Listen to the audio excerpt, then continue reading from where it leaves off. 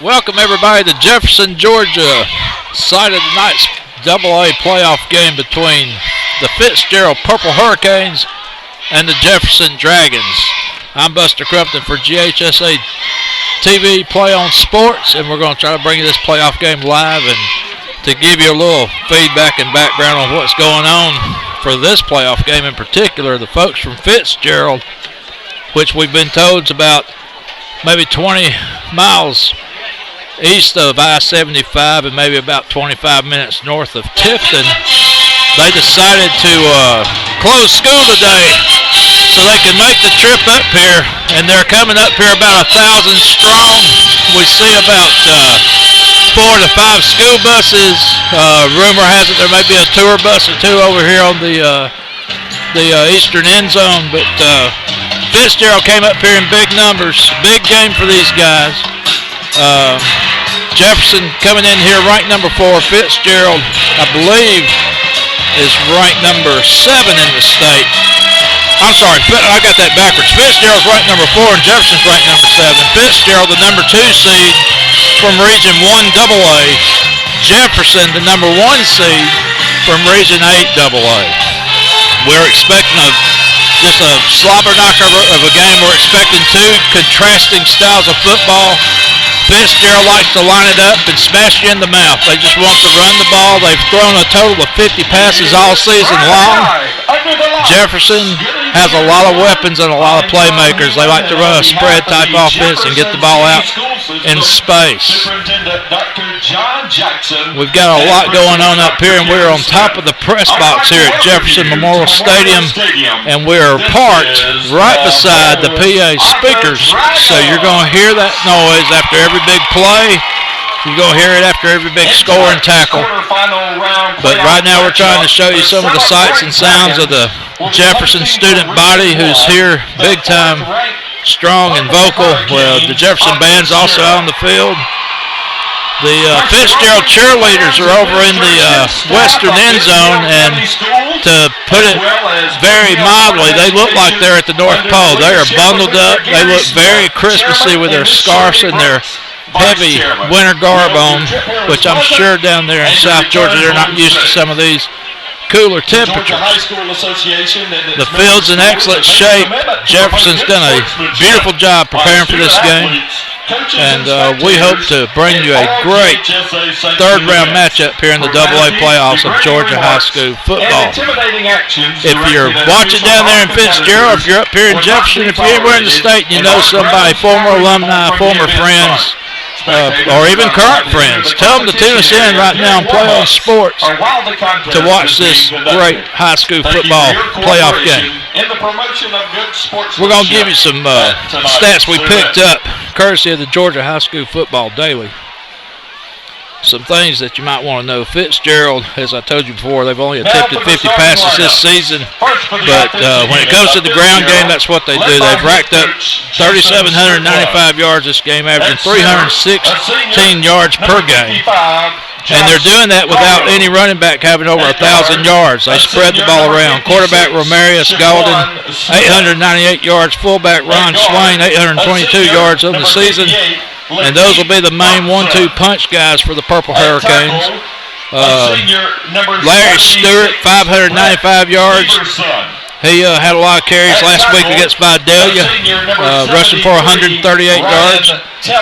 On the Jefferson side of the ball, it's all about quarterback Bryant Sheriffs. He's rushed for 248 yards and 3 touchdowns in a victory over Westminster, which the Dragons won 35-7. For the year, Sheriffs has passed for 1,828 yards and 14 touchdowns, and he's also rushed for 1,026 yards and 14 touchdowns on the season. He is your go-to guy, and he also has a couple of Ivy League schools looking at him. Dartmouth and Yale, very interested in the quarterback here that goes by the name of Sheriffs. Jefferson played in state championship games in 1975 and 1977.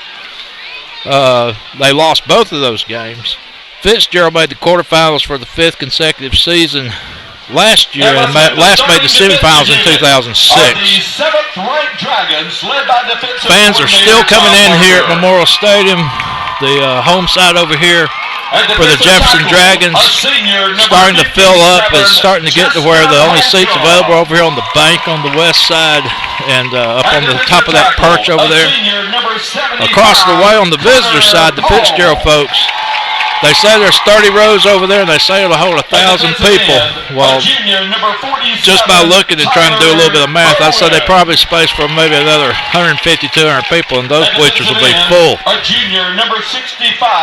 PA's announcing the starting lineups. We're just hoping that you're enjoying the transmission here, getting a good signal, and seeing some of the sights and the sounds here at Jefferson, Georgia. At linebacker, a sophomore. The winner of this game will play the winner of the Early County Greater Atlanta Christian game, also being played tonight. Maxwell Ratings Projections has Jefferson favored in this game by 2. Of course, we know that doesn't mean anything. Anytime a spread's that close, it can just come down to one player or a turnover that'll make a difference in the game with schools of these two-type statuses. Both teams, Fitzgerald coming in at 10-2, Jefferson 11-1, and just very similar teams when it comes to the records, the points per game, but very contrasting styles of how they get there. The Jefferson band is moving out onto the field, and looks like they'll be getting ready very shortly here for the national anthem. We've got 10 minutes and 41 seconds until kickoff. And just to give you maybe some guys to be looking for as far as the ball on the Fitzgerald side, we told you about the quarterback, Romarius Gaulden. Fullback, Deonvis, I hope I'm saying that right, Deonvis Bonner. Wingback Larry Stewart, fullback Ron Swain, another wingback Harold Summers, Zeke Coley will also get some touches tonight, DJ Smith, another wingback, the kicker of course, Manuel Chavez, also instrumental in this hurricane attack. On the Jefferson side of the ball, you'll probably see touches by Sammy Williams, you'll see touches by Wesley Simonton, Trad Porter, Austin Nixon, Tay Stevens, and of course, as we told you, the quarterback Bryant Sheriff. At flanker, a senior, number 12, McKay Dickens.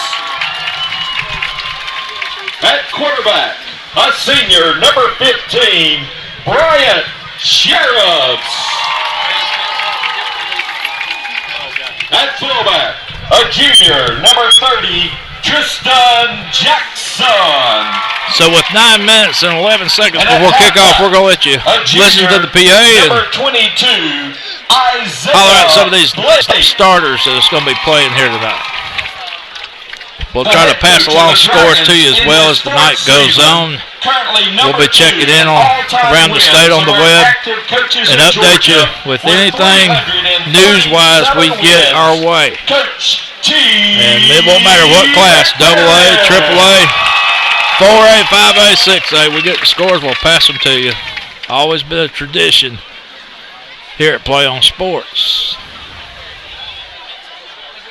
It looks like they may be getting ready to bring the color guard out to do the national anthem. If they do, we'll pause as they play the national anthem.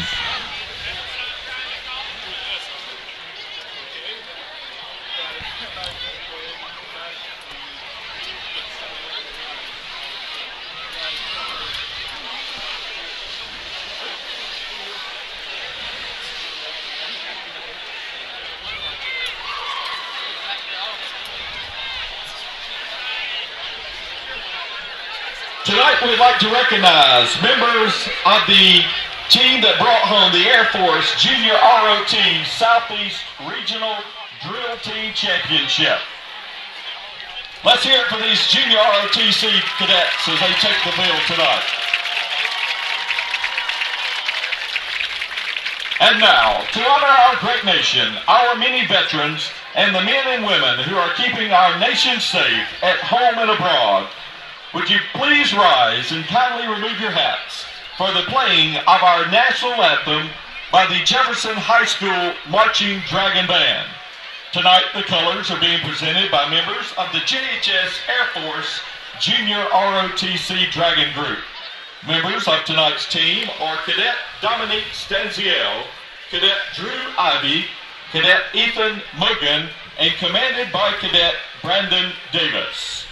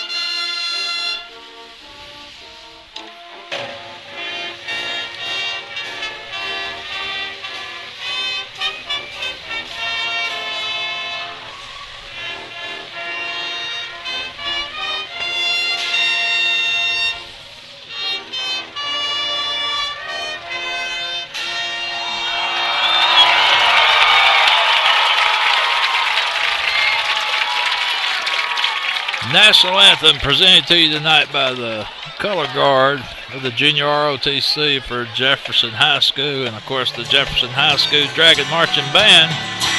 We're hitting 5 minutes and 30 seconds before kickoff as both teams are sending their captains out here on the field, getting ready to line up and run. And again, as I warned you before, that PA system we're standing beside, it's been blaring all night, and it's probably helping keep this place a little warm, but you're just going to have to tolerate the sounds. I'm sure you'll hear it after every great play, but that's okay. That's what Friday Night Football is all about. I'm going to see if I can get some numbers for you now as the captains make their way out here. And for Jefferson, I'm going to see as our camera zooms in. Looks like it's going to be number 3 for Jefferson, Wesley Simonton. Number 15, quarterback Bryant Sheriffs. Number 1, number 11, Tay Stevens. And there looks like there's a guy that might not be playing. It's an honorary captain. Can't quite get his jersey number as we zoom out. But Simonton, and that was number 52, I'm being told by our spotter. The guy in the hoodie is Tyler Cole. There's your Jefferson captains, and now we've got some Fitzgerald captains walking over here to the west end zone, and as they turn around, we'll get those numbers for you. Looks like big number 76. That would be Brett Staverson. Number 4. And that would be Jaquil Johnson. And number 24, DJ Smith, a wingback. There's your captains.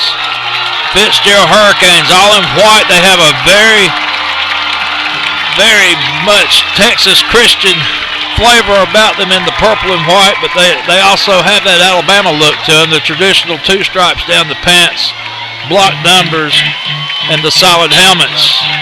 Jefferson, they look like Louisiana Tech. They got the red lids, they got the blue shirts, they got the white bottoms. Almost looks like Auburn from the backside, but the red helmet makes them look more like Louisiana Tech. They are go by the Dragons. Purple Hurricanes and Dragons getting ready to swap some paint here at Jefferson, Georgia as we close in on 4 minutes before kickoff. And you can just feel the tension, the electricity building here on both sides of this football field. Fitzgerald traveled very well up here, 4.5 hour ride. I was told by some of the Fitzgerald fans before the game that the traffic was just a breeze. They Most of them came up 75 to 85 and not much traffic at all, even during the rush hours of the Friday afternoon situation in Atlanta. And look, I kid you not, 2 more buses have just pulled up on the Fitzgerald side. I don't know where they're going to put all these people. I'm going to see if our camera guy can briefly leave the captains and show the Fitzgerald stands. And he's going to show you the buses coming in. There they are. These Fitzgerald people. Like I said, they closed down school today to make this trip. They decided to take a snow day. But as you can see, there's not much room left in the visitor stands. There's just that little bottom portion of the right-hand corner of the stands, and that's it. And I don't know how you're going to fit 2 buses of people in those stands, but that's what they've got to work with here. There may be a lot of Fitzgerald parents and fans coming over here to the Jefferson side to find some seats. And Jefferson's just taking the field, and they're blowing smoke. And that's probably because that's what a dragon does. A dragon breathes fire. And it's putting smoke all over this stadium right now. And here comes Fitzgerald, purple and gold, the Purple Hurricanes. And we're getting ready to swap some paint here at Jefferson, Georgia. The band just decides not to march off the field. They're just going to run haphazardly and get out of everybody's way. I think these 2 teams are ready to hit. 1:59 to go. And we apologize for any difficulties you have seeing a picture there on the internet, but it's not bad weather conditions. It's just that dragon breathing.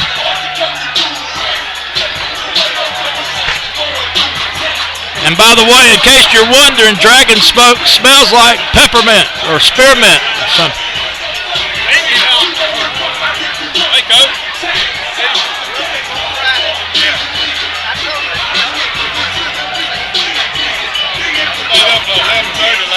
Closing in on 1:22 now. Doing good.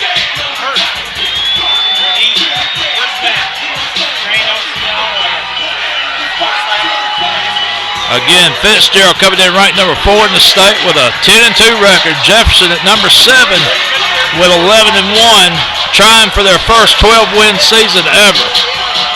And the Jefferson receiving team's already out on the field. The guys are already deep back to return the kick.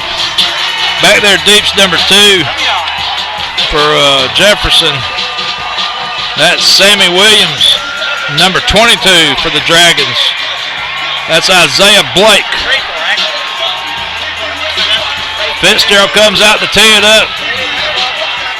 Looks like doing the kicking for Fitzgerald. This is number 30-something. Number 34, Manuel Chavez. Getting ready to stick a foot in it. And the place is getting loud.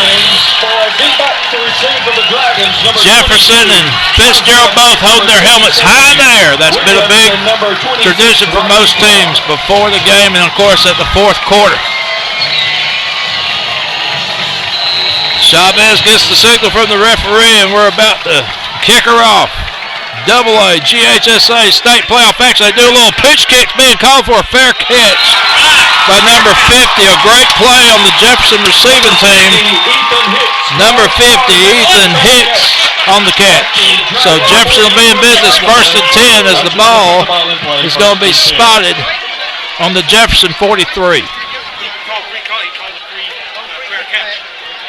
So very smart play, very alert play by the Jefferson receiving team.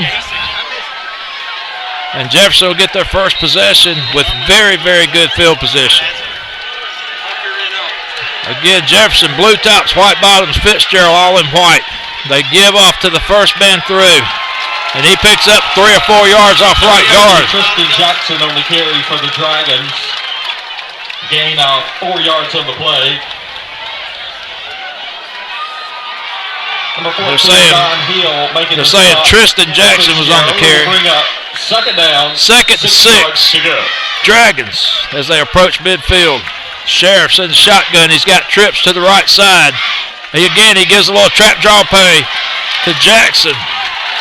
And Jackson carries 2 or 3 Fitzgerald players across the 50 to the 49. Jackson again on the carry for the Dragons. A gain of 5 yards on the play. Out to the Fitzgerald 48-yard line. And Fitzgerald number 67. probably having to adjust now. Jefferson kind of in a semi-hurry-up offense here. They quickly get to the line. Bring up third down. It's going to be third and a short 1 for the Dragons. Fitzgerald, 4-man front. 5-man front. And now they bring another man up. They've got 6 in the box. Sheriffs keeps it off right side. He gets a big gainer across the Fitzgerald 40 to the 39. Bryant Sheriffs on the quarterback keeper. So Jefferson, all positive yardage. They've ran 3 plays, and they've moved the ball 20 yards. First down, Dragons. So first and 10, Jefferson on the Fitzgerald 40. Again, Sheriffs puts 3 receivers this time to the left side. He's got Jackson off his hip. He drops back, he looks, he throws. Complete to the 30-yard line. They may mark it down around the 31. To number 18, Chandler Thompson. So Thompson on the reception for the Dragons, and Jefferson having no problem so far moving this ball against Fitzgerald. First possession of the game, no score, 10:27 to go, first quarter action. Third round playoffs, AA. The winner of this game goes on to meet the winner of, I believe, Early County and Greater Atlanta Christian. They do a toss to the left side. He's got room. That's number 2, Sammy Williams, as he gets knocked down around the 20. Sammy Williams. So Jefferson making it look very, very easy so far. Fitzgerald not able to slow him down. 13, Harold Summers making the stop. First down, Dragons. And again, Fitzgerald trying to get some substitutions in, but Jefferson's so quick to get to the line of scrimmage. They're ready to run their play. Shotgun, Sheriffs. And he's going to do a quarterback draw, and he's got room. Sheriffs make go. 10-5, touchdown, Dragons. Just like that, Bryant Sheriffs, the kid that a couple of Ivy League schools are looking at, totes it in from the 20. A 20-yard touchdown run off left guard. Jefferson leads 6-0. 9:50 to go, first quarter. Very, very fast, quick drive for the Dragons as they try to add the extra point. The kicker's going to be number 49, Chandler Shitlow. And he puts it up and in there, and it's good. So with 9:50 to go, first quarter action from Jefferson Memorial Stadium. Jefferson 7, Fitzgerald nothing. This is Play on Sports. Jefferson 7, Fitzgerald 0.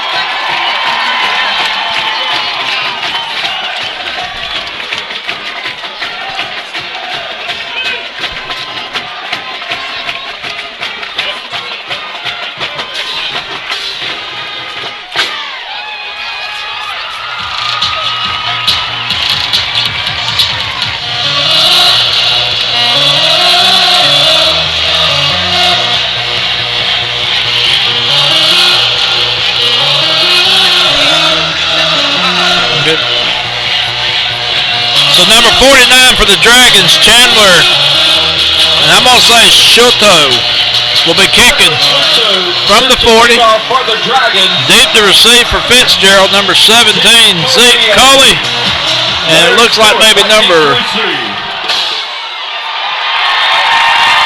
kicks through the end zone. There ain't going to be no return there. So Jefferson and getting this crowd fired up over here on the home side. That might be one of the longest kickoffs I've seen this season. Ball landed well past the end zone, almost over there into the long jump pit over in the track section of the field.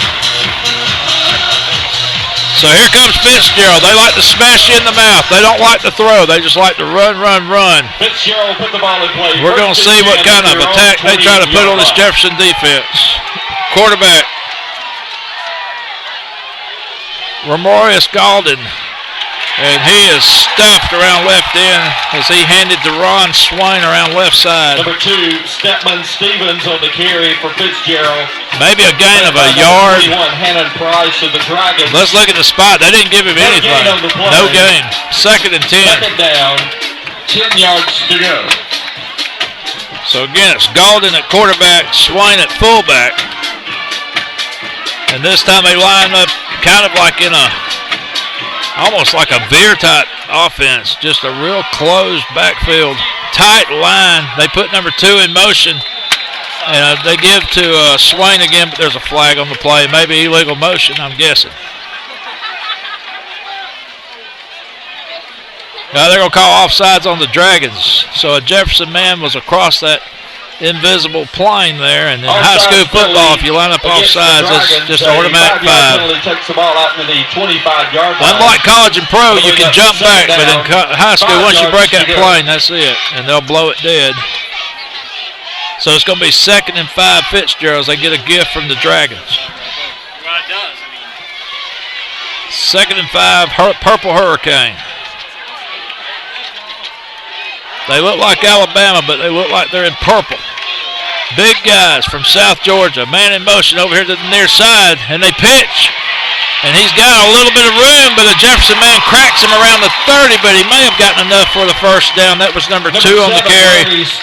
Stepman Stevens, a wingback. 30 to the 32-yard line. They're going to mark it a first down on the 32. 27, Michael Carpenter making the stop for the Dragons. So nothing fancy. It almost has a Georgia Tech style to it, this offense that Fitzgerald runs. Just a lot of hand motion, a lot of hand jive, and you just got to guess where the ball's going. Gaulden comes to the line. Again, Fitzgerald line of scrimmage very packed. And again, they give to number 2, who finds a little bit of a hole around left tackle, but maybe a yard at most. Jefferson defense met him immediately. Stepman Stevens on the carry again for the Purple Hurricane. And not much. Maybe a yard, maybe a yard and a half. It's going to make it 2nd. We'll call it 8. 8:09 to go first quarter. Jefferson leads 7-0. 8 yards to go. A very quick 2-minute and 10-second opening drive for the Dragons. And now they throw the ball out to the left side to the wideout, and he picks up maybe 3 or 4 yards as he couldn't shake a couple of Jefferson defenders over there guarding him tightly. Gaulden's pass complete to number 82, Antonio Wilcox. So Antonio Wilcox on the reception for Fitzgerald. Picks up a decent gain of about 4. It's going to be 3rd and 5. Call it 3rd and 5. Ball sitting just past the Fitzgerald 38. They've got to get to the 43 for a first down. 3rd down and 5. Man in motion. Near side, they give to the forward. No, quarterback keeps it, and he's doing some dancing and breaking. And man, what a play! Good play by Fitzgerald there. Number 11. That was the quarterback, Gaulden. Fooled everybody. I thought he gave it to the first man through, but he kept it, pulled it out of the breadbasket, and took off for a gain of about 17, 18 yards off right guard. So for the first time tonight, Fitzgerald's in Jefferson's half of the field. They sit just past the 43-yard line of Jefferson. 1st and 10. Purple Hurricane trying to answer the Jefferson score, and they do a nice running play off left guard, and that's going to be about 8 yards, maybe 9 off left guard. Just good old-fashioned run it up the gut by Fitzgerald here. Swain on the carry down to the 35-yard line. Just looking, I don't know if you can tell by looking on the screen, but it looks like Fitzgerald might have a slight size advantage. Jefferson appears to be a little quicker. But when you're just looking by the eyeball test, Fitzgerald definitely looks like they might be 10 to 20 pounds heavier than Jefferson. Quarterback keeps it again, tries to go up the middle, and he might have gotten enough for the first down. Let's see where they mark it. Number 11. It'll be very close. On the quarterback keeper. 6:15 to go first quarter, and the chain gang appears to be moving, and that'll be a Fitzgerald first down. On the play. And a first down for They're going to say the ball's on the 33. 33 of Jefferson, 1st and 10 Fitzgerald. All run but one pass so far for the Purple Hurricane. And they're still filling up the stands over there. The band for Fitzgerald finally arrived right before kickoff. Great playoff atmosphere here at Jefferson. This time they give a little counter trap play to the left side, and that's going to be a 15-yard gain down inside the 20, almost to the 15. Zeke Coley on the carry down to the Dragons. Fitzgerald, like Jefferson, just not having much of a problem moving the ball. And we may be in a shootout, folks. 1st and 10 for Fitzgerald. Maybe fixing to see a lot of scoring here at Jefferson. Fitzgerald inside the red zone, just outside the 15. Man in motion. They give to the up-back. Dragons react nicely. Only allow a couple yards on that play. Let's go make it 2nd and 8. Swain for a pickup of 3 yards on the play. They're going to officially give him 3, call it 2nd and 7. McDonald, number 47. Fitzgerald knocking on the door. They're inside the 14. They'll call it the 13 and a half. 5:17 to go first quarter. 7 yards to go. Jefferson, 4-man in the box. Man in motion over here to the near side. They pitch it to him. He's got room. And Jefferson reacts nicely and stuffs him around the 10. That's going to bring up a big 3rd down and about 3, maybe 4 yards. Number 7, Larry Stewart, takes the ball down to the Dragon 10-yard line. So number 7, Larry Stewart on the carry for the Purple Hurricane. He had room momentarily, but he waited a little late to bust it up in there, and the Dragons were waiting on him around the 10. They're going to call it 3rd and 4. Fitzgerald, their biggest play of the drive so far. 7-0 Jefferson. They're trying to keep pace. They need 4 yards and a first if they want to answer the score of Jefferson here. Let's see, they got a man in motion. They give it to him on an end-around type play, and he's breaking free for a touchdown, but watch the flag. There's a flag on the play, and that's holding. Holding on the Purple Hurricane, and it looked like the referee threw the flag after the runner was already downfield, so a big mistake by the Purple Hurricane there, blocking somebody that may not have had much to do with that play at all. That's gonna put a big damper on Fitzgerald's hopes of answering the touchdown scored by Jefferson. That penalty will back him up. Let's call it the 17. Penalty takes the ball back to the that made it 3rd and 12. So big penalty on Fitzgerald here. 12 yards to go. And now you wonder if Fitzgerald might be out of their element here. They may be forced to throw. They do not like to throw. But 12 yards on a running play may be awful tough against this Jefferson defense.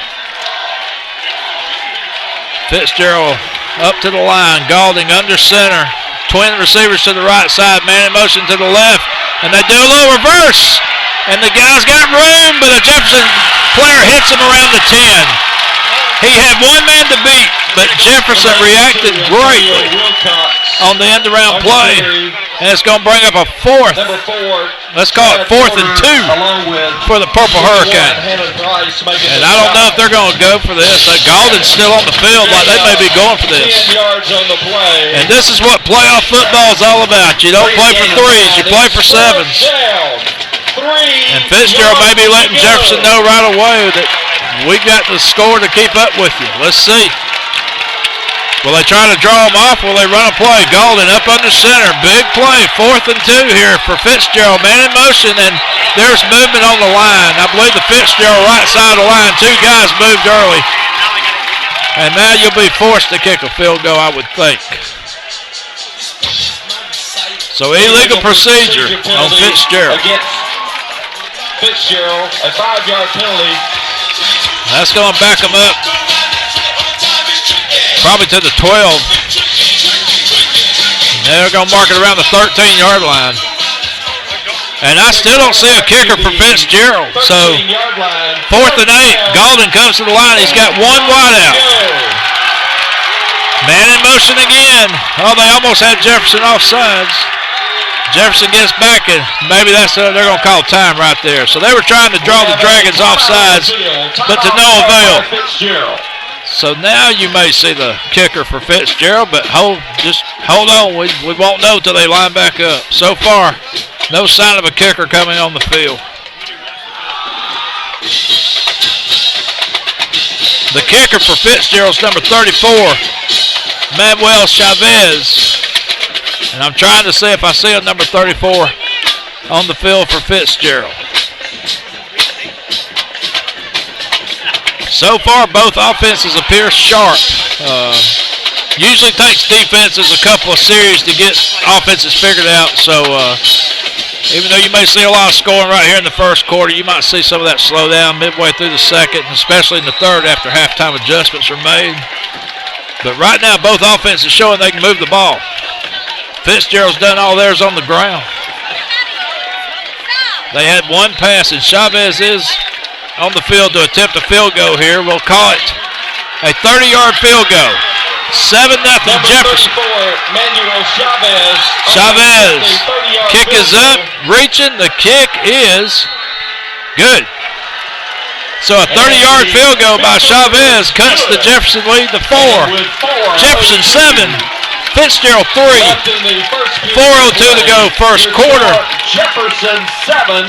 We're going to take a short break so I can get some water. This is GHSA.TV.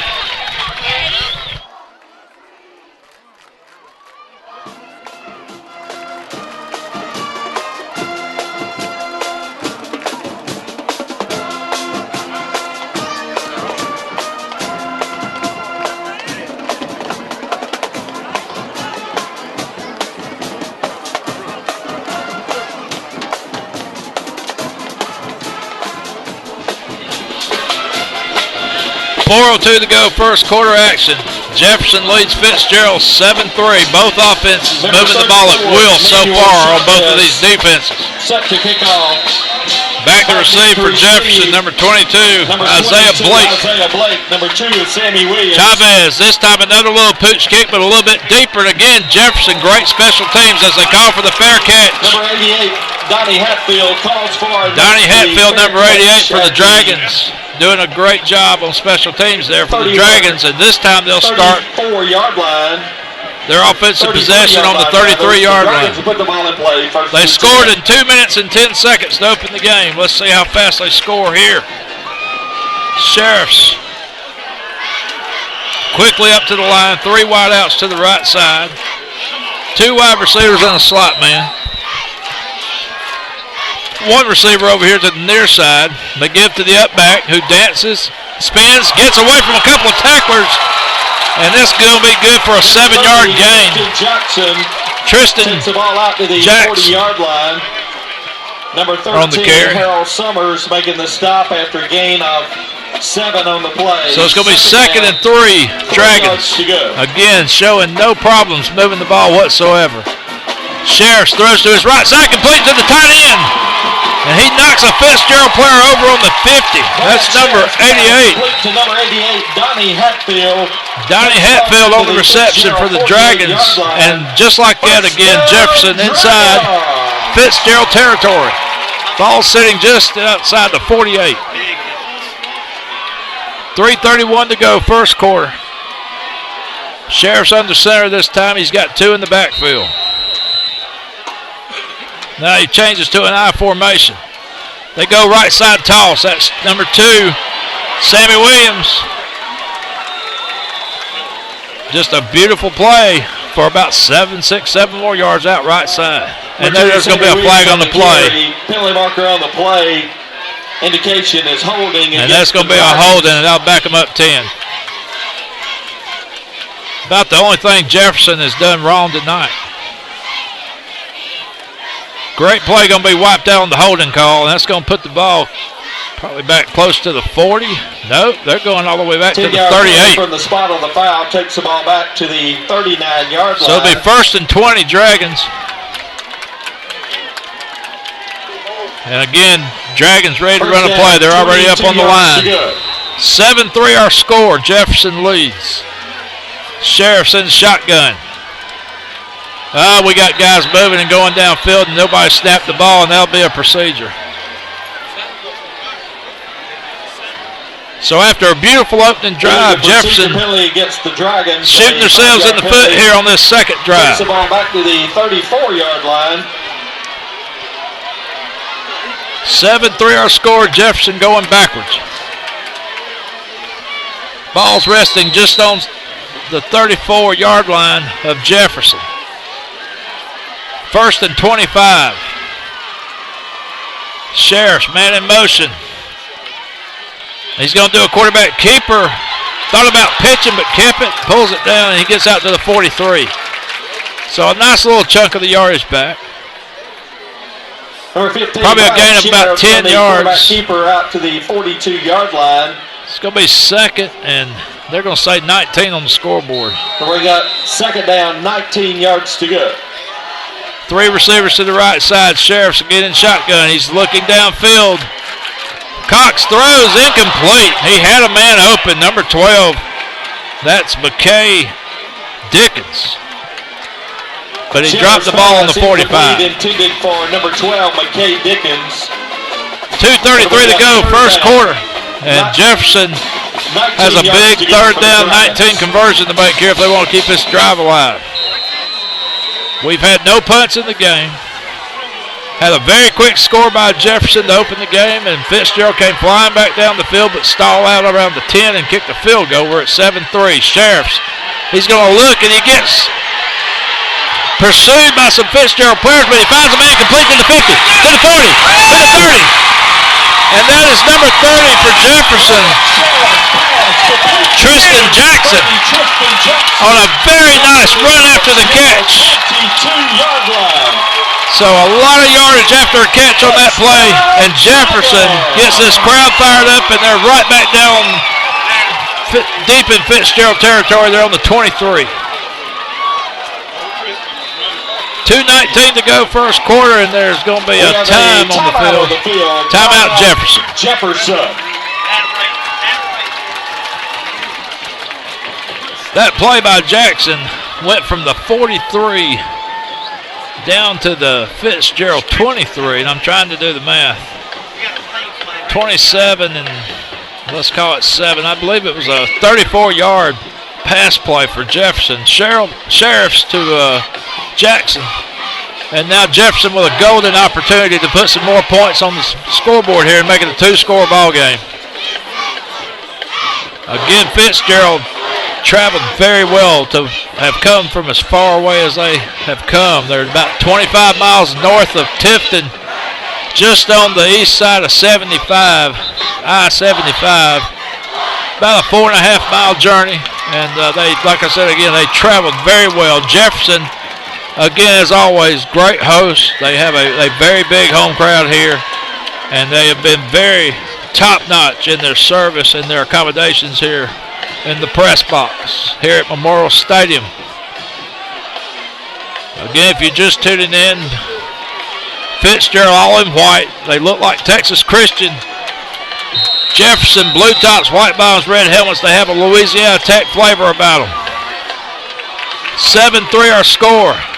Sheriff's play action. Looking, and there's a receiver that was knocked down, and there's no flag. He's pulling it out and looking at it. The referee pulled the flag out and looked at it on the 15, and now he's going to talk to another referee and ask him if he should throw it, and he puts it back in his pants. So no flag, no call on the play. Pass is incomplete, intended for number 12, McKay Dickens. It looked like for 5 or 6 seconds Jefferson might get the call, but the referee put the flag back in his pocket, and it's going to be 2nd and 10. Ball's on the 23. Beautiful play action by Sheriffs, but the receiver fell down around the 10, maybe the 7-yard line. 2:13 to go. Sheriffs quarterback draw off left guard, left tackle, down to the 10, maybe the 9. That's going to be a first down. Takes the ball down to the gain of about 12.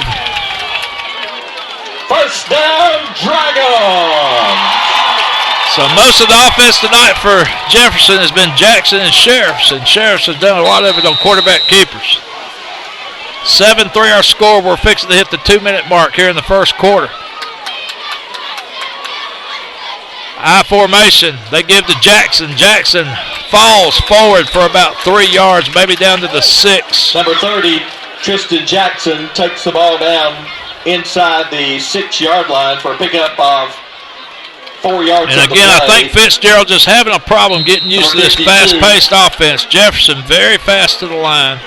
And it's almost like they call the play when they get to the line. They look at your coverage, maybe find a soft spot and run a play. They go to I formation again.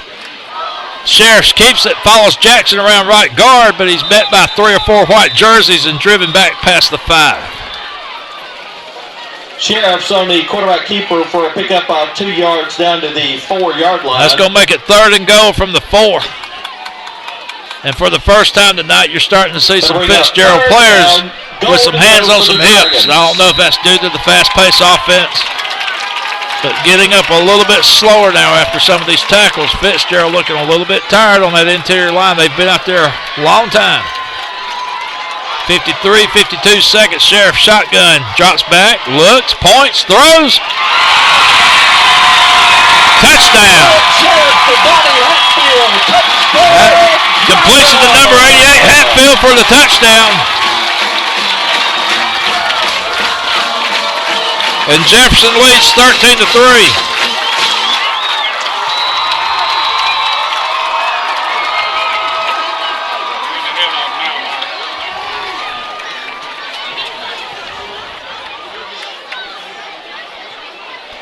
The extra point is up, and the extra point is good.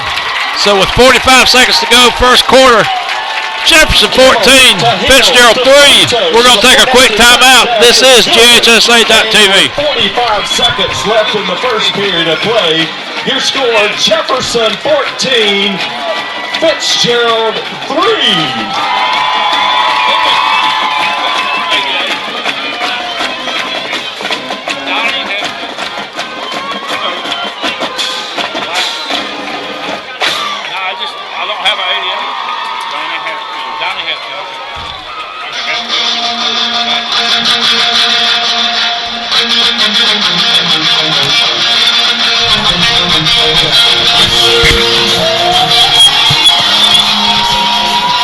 We're back at Jefferson Memorial Stadium where Donnie Hatfield scored on a 4-yard touchdown pass from Sheriffs to make it Jefferson 14, Fitzgerald 3.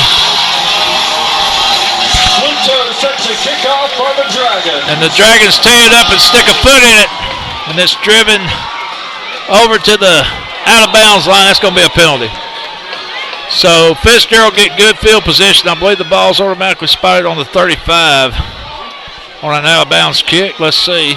That's where they're going to line up. 1st and 10, Fitzgerald on the 35.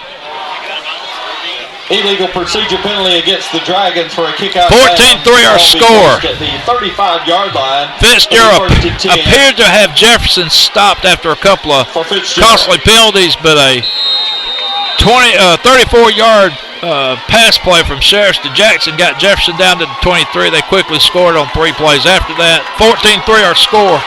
45 seconds to go as Galden comes up under center. And this time they do the end-around thing again, and they pick up nice yardage, 6-7 yards around left end. That was number 17, Zeke Coley, on the carry number 17, for the Hurricanes. Zeke Coley on the carry.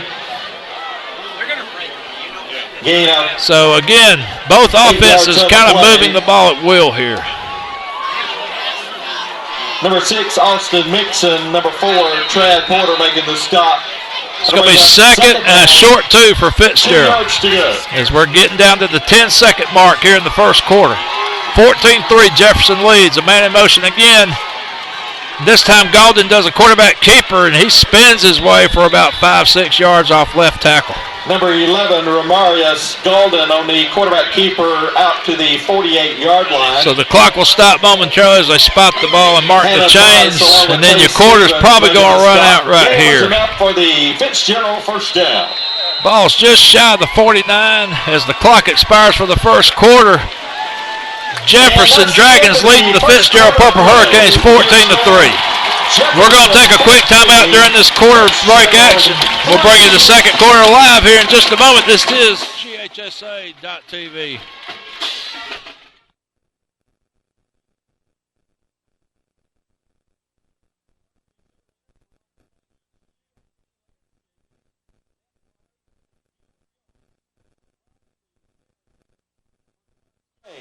thank you for your support of Dragon football.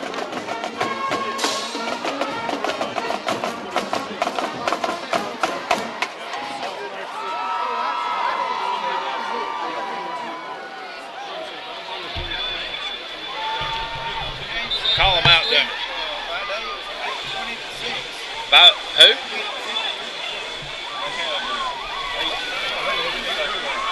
Calhoun 14, Brooks 7.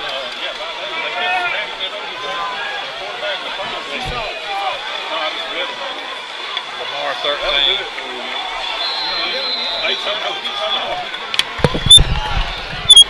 We're back at Jefferson Memorial Stadium. Fitzgerald lines up on the 49-yard line. 1st and 10. Man in motion. Golden dropping back, throwing the deep ball. He's got a man complete to the 25, to the 20, to the 15, to the 13-yard line.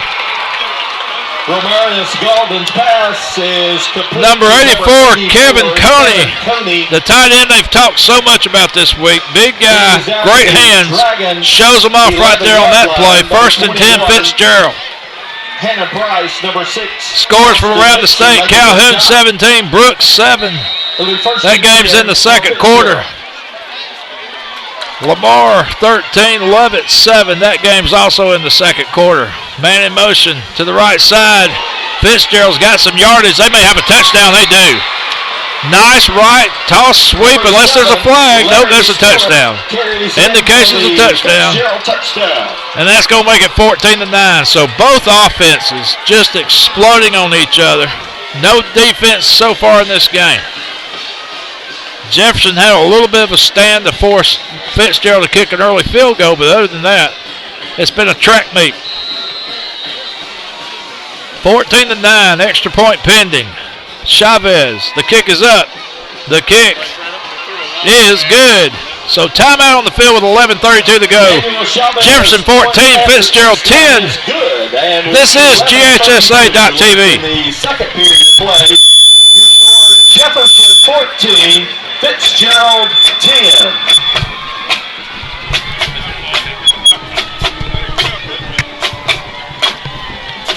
We apologize for the audio there. That was me laying my headphones where I wasn't supposed to lay them. So anybody out there with hearing aids, take them out of your ears, just turn the volume up on your computer. We won't have that problem again. When there's too many hearing aids near a laptop, you'll hear that sound go off. 14-10, 11:32 to go. We're in the second quarter. This thing has the makings of a 49-45 type thing. Both offenses moving at will. Fitzgerald, 4.5 hours away from home up here in Northeast Georgia. Chavez kicks it off. Another short kick. Fair caught on the 25. Looks like that was the tight end, Coney. Donnie Hatfield calls for and makes the. That was Hatfield, I'm sorry. 25-yard line. And it's going to be 1st and 10 Dragons on the 25. Play, 1st and 10. So far, neither team being able to slow the other down. Let's see if Jefferson picks up where they left off. Again, both offenses seem to be moving in big chunks and just moving with not much defense being played so far in the game. 14-10. Great Friday night football action coming to you from Northeast Georgia, Jefferson, Georgia. That's in Jackson County, just south of I-85.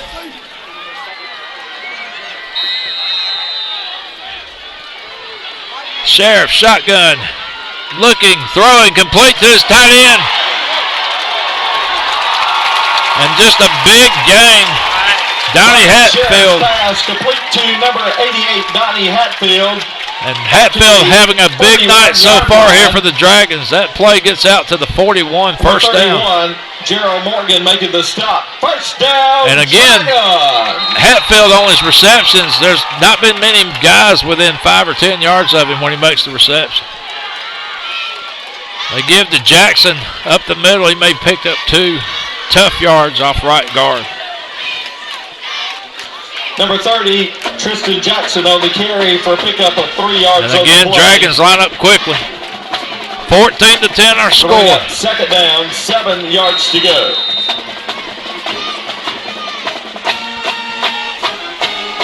This time Sheriff will go up under center. He's got Jackson in the backfield, man in motion over here to the near side. Sheriff pitches it this time.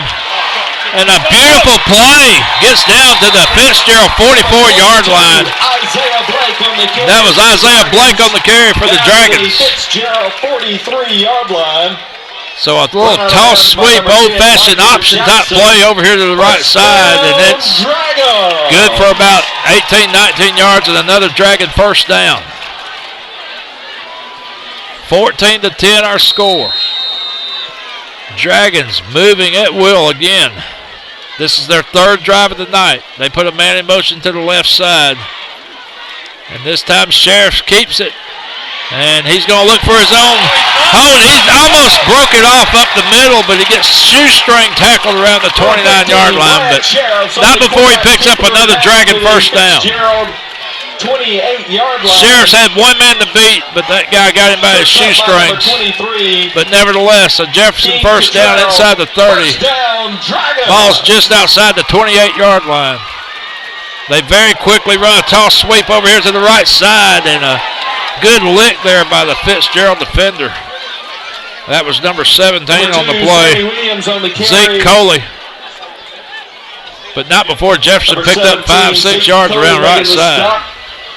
After he picked up 6 yards on the play. Ball sitting in between the 23 and the 24-yard line. Jefferson, again, moving in big chunks, finding themselves in second and short all night long.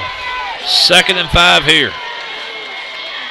Sheriff gives to Jackson, not much doing, maybe a pickup of a yard, but he won't go down. He picks up another yard on second effort. Fights his way down to the 20, and that's a 3-yard carry. To the 20-yard line. It's going to be 3rd and 2. And it just appears that Jefferson has been running downhill all night. It just Fitzgerald can't stop him. 2 yards to go. Big 3rd down here for Fitzgerald. Sheriff's shotgun. And he's going to do a quarterback keeper, but I don't know. I think he got stopped at the 20. That's going to make it 4th and 2. And now what does Jefferson do? Do they kick or do they go? Earlier Fitzgerald went for it on a 4th and short, and I see Sheriff staying in the ball game. And now they're going to call time and talk about it. Jefferson wants to discuss whether to go for it on 4th and 2 inside the 20 or kick a field goal. And I'm guessing it would amount to about a 37-yard attempt if Jefferson decides to kick it. We want to recognize Coach Melissa Mullis and 3 of her players for making the All-State girls softball team. Making the first team is Lindsay Miles, and second team members Morgan McKinney and Ashley Boyd. Congratulations to our Lady Dragon Softball All-State members for Class AA.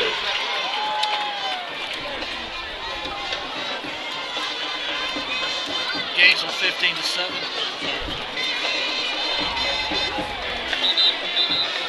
Other scores from around the state in 5A, Gainesville 15, Harris County 7. That game's in the second quarter. Tucker 7-0. Tucker's leading Northside Warner Robins 7-0. That might have a few heads scratching down there south of I-20. Here we're 14-10. Jefferson leading by 4 as they go for it on a 4th and 2. Sheriffs fakes to the handoff to Jackson, but he gets stood up at the line of scrimmage, and Fitzgerald's acting like they stopped him. It was a very close play. He needed 2. He might have got a yard and a half, but Fitzgerald's saying that they stopped him, and the referees now do make the indication that it's Fitzgerald's ball. So a big 4th down stand by the Purple Hurricane. That is the first time tonight that an offense has not scored. Now Fitzgerald with a chance to try to take the lead on this drive. 1st and 10, the ball is sitting on the 20.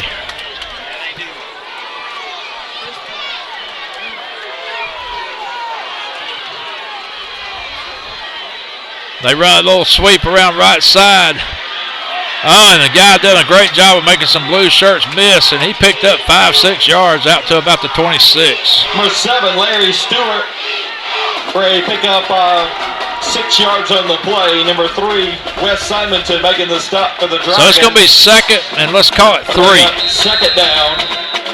4 yards to go. Maybe 4. Okay, we'll call it 3.5. Fitzgerald taking their time, trying to slow the tempo down a little bit, it appears. 14-10 our score, 8:26 to go, second quarter. One wide out to the left side. They're bunched up in between the tackles. Little counter trap play. And he gets to the outside, and he's got to get around the end. And he almost did, but he was dragged down around the 38, but that's going to be good enough for a first down. That was Stephen Stevens again. Stevens on the carry. And he's very nifty on that counter trap play where he gets through that hole, and then he just squirts out to the outside. And Fitzgerald in business. They're out to the 38-yard line. First down. Mixon in on the stop for the Dragons. Game was a 8:02, 8:01. We're down to 8 minutes here in the first half. Fitzgerald slowly up to the line. Galding. Man in motion. He looks, he wants to keep it. He runs up the middle, and he's got room. Galding's going to take off. He's down to the 40, to the 39, to the 38. Great quarterback keeper. He dropped back and sold the notion that he was going to throw it deep down the field, and when he saw the hole open up in the middle, he took off and he gained, give him at least 25, maybe 30 yards up the middle. For Fitzgerald. So with 7:40 to go, Fitzgerald's inside the 40. They're on the 39, maybe the 38.5 of Jefferson. And again, slowing this tempo down. Fitzgerald really taking their time now and lining up tight, bunching it up. Man in motion. They give to the up back who plows his way forward for maybe 2 or 3 yards right up the middle. Looked like it was number 12 on the play, Ron Swain on the carry. Ron Swain. Number 75, Connor Paul. It's going to make it 2nd and 8, gain of 2. The stop after a pickup. The ball is resting just outside the 36. Call it the 36.5. 8 yards to go. Jefferson defense trying to stiffen up here a little bit. Fitzgerald moving pretty good right now. Man in motion again, and they give to number 12. That's Swain. And he totes 2 or 3 blue jerseys down to the 30-yard line. Number 12, Ron Swain. Going to be very close to a first down. I think he had to get to the 29. Officials put the ball on the 30, so it's going to be 3rd and a short 1. 6:26 to go, first half, and the home crowd trying to fire up that defense. It's 3rd down, 1 yard to go. Fitzgerald, all guys in tight. Galding, man in motion. He gives to, I believe that was Stevens again, and I don't know, there's a flag on the play. But I think he was stopped a little short of the first down. It's going to be a holding call against Fitzgerald. Second time tonight on 3rd down that Fitzgerald's been caught for holding. And that's going to back him up 10. So a 3rd and 1 now goes to a 3rd and 11. So Fitzgerald again shooting themselves in the foot. It would have been 4th and maybe a short 1, but now it's 3rd, and it's almost going to be 12 yards from the spot of the foul. So 3rd and 12, Purple Hurricane. And they've got some personnel changes here. Galding gets the play from the sideline. That'll bring up 3rd down. 5:47, 5:46 to go, first half. Jefferson, Fitzgerald, 3rd round playoff action. Man in motion. They do a double reverse counter play, and it's blown dead. Let's see. And it looks like time was called by Jefferson before the snap. I tell you what, that was a nifty play that I think if time had not been called, Fitzgerald might have busted a big gain there. It was like a double trap reverse counter. And but Jefferson called time, and I don't know if that's why the play looked so pretty there for a moment, but it looked like there was nobody around that Fitzgerald guy that was toting the ball. 14-10, 5:36 to go, first half. A lot of playoff games going on tonight in the Georgia High School Athletic Association in all classes. Most classes in the third round now of the 2012 state playoffs. Gainesville was leading Harris County earlier, 15-7. And we'll pass other scores to you as we get them.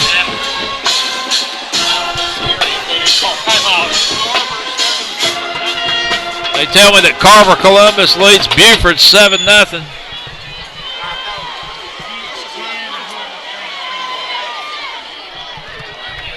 And they're saying Peach County's up 21-0 in their game. Here we're 14-10. Jefferson leading by a slim 4. Fitzgerald trying to keep a drive alive, but they've got to convert a 3rd and 12. Golden lines the troops up in the huddle. They come up to the line. Third down. 12 Single back. Well, again, that veer type offense. They run a man in motion. They do a quarterback keeper, and Golden can't get away. 2-3 blue jerseys knocked him down around the 40. And that's going to be 4th down. It looks like Jefferson has held. So now are you deep enough to punt? You're probably too far away for a field goal, but so far I just see Golden on the field. They may go for this. 4th and 8, maybe almost 4th and 9. 5:07, 5:06 to go first half. Golden's in the game. He appears to be lining up to run a play. 9 yards to go. 14-10. Jefferson with a 4-point lead. Fitzgerald going for it on 4th and 9. And they do a little pass to the left side that's not going to go nowhere. The receiver slips and falls. Number 84, Kevin Cody. That was I'm trying to check my roster here. Number 84 on the reception. That was Kevin Coney. And he just could not get no traction. Might be that time of night that the field starts getting a little slippery. But anyway, his feet came out from under him. And it's going to be a turnover on downs. Jefferson gets the ball on their own 45. So with 4 minutes and 47 seconds, Jefferson has a chance to stretch it back out by 2 scores. They lead 14-10. They're in a broken eye. They put a man in motion to the left side. Sheriffs gives to the second man through the line, and that looks like number 2 for the Dragons. That's Sammy Williams. Number 2, Sammy Williams for a pickup of 3 yards. Gain of about 3. We'll call it 2nd and 7. 2nd down, 7 yards to go. Sheriffs will go shotgun this time. He's got 3 receivers to his left side. He's got Jackson off his right hip. He throws over here to the right side, complete to number 18. That's Chandler Thompson. And the Jefferson fans wanting a little late hit there, but no call. Out of bounds by number 10, Michael Jackson. And they did give a flag. Okay, they did call it. So a late hit out of bounds on Fitzgerald. That's going to be a big penalty. And I'm going to tell you what, that's the 3rd penalty tonight that has been a backbreaker for Fitzgerald. They've had the 2 holding calls on 3rd down. And they've also had a late hit out of bounds on a Jefferson receiver. And that's going to put the Dragons on the 25. 1st and 10. As they lead this thing 14-10, and they're trying to get more. Sheriffs gets up under center very quickly. They move to an I formation. Jackson, the up back, gets the ball, and he totes 2 or 3 white jerseys down to the 20-yard line. That's a gain of about 5. 30, Tristan Jackson. So a good push by that offensive line for the Dragons. 4 yards on the play. Moving Fitzgerald off the ball. It's going to be 2nd down and 5. Making the stop. Jefferson just outside the Fitzgerald 20-yard line. 6. They're going to call it 2nd and 6. This time they do a toss to the right side, and that's Williams. And he gets dragged down around the collar on the 14-yard line. He's calling for a face mask, but he does not get the call. Sammy Williams on the carry. That's going to be a Jefferson Dragon 1st down on the 14. 1st and 10 on the 14-yard line. 3 minutes, 40 seconds to go, first half. Dragons trying to add to their 4-point lead. Sheriffs. Quarterback keeper, he runs off right guard, right tackle, but he gets hit immediately. Maybe a gain of 2 yards to the 12. Bryant Sheriff's on the quarterback keeper down to the 3:23, 3:22 to go, first half. Dragons trying desperately to score before the half ends. They have a 4-point lead. Fitzgerald been hanging tough, but they've been a victim of their own mistakes. 2 huge holding penalties and a personal foul has not helped their cause here. Fitzgerald, 3-man in the box. Sheriff drops back, pump fakes, throws. No, he brings it down again. Now he's getting chased. He's going to get hit behind the line. Big play by the Fitzgerald defense to sack Sheriff's around the 20. Looked like for Fitzgerald. Thrown for a loss on the play back to the 20-yard line. Number 52 on the play, Keyshawn Johnson, made the sack for the Purple Hurricane. 2:30 to go. Dragons now looking at a 3rd and 15. They've got to get inside the 5, almost to the 4-yard line for a first down. Sheriff's looking at his plays on his wrist. Shotgun drops back. He throws across the middle, complete, and he's got a man falling down around the 6. That's number 22, Isaiah Blake. Complete to number 22, Isaiah Blake. And that's going to be very close to a Jefferson first down. 7-yard line. Well, they're going to mark him down around the 7. I thought he got at least to the 5. We got 4th down. So that's going to be 4th and 2 yards, and Jefferson appears to be going for it. Sheriff puts him in the eye. Jackson the upback. Sheriff keeps it, pitches it. Touchdown. Touchdown Dragons. Sammy Williams on the pitch from Sheriff's. And that makes it 20-10 Dragons. Beautiful drive again by the Dragons. Big portion of that yardage, though, aided by the Fitzgerald personal foul call. And again, playoff football, folks, you just can't make those kind of mistakes. They'll kill you every time. And now Fitzgerald lines up to try to block the point after touchdown here. As Jefferson, and now there's going to be an official calling for some time to discuss something. And they're going to call Fitzgerald offsides, and now it'll be decline. By the Dragons. Dragons decline it. They just want to kick the extra point and get the 11-point lead here. That's number 49, Chandler Shutlow, in to kick the extra point. Kick is high, up, and good. 1:38 to go, first half. Your score. Jefferson 21, Fitzgerald 10. This is the Play On Sports Network and GHSA.TV.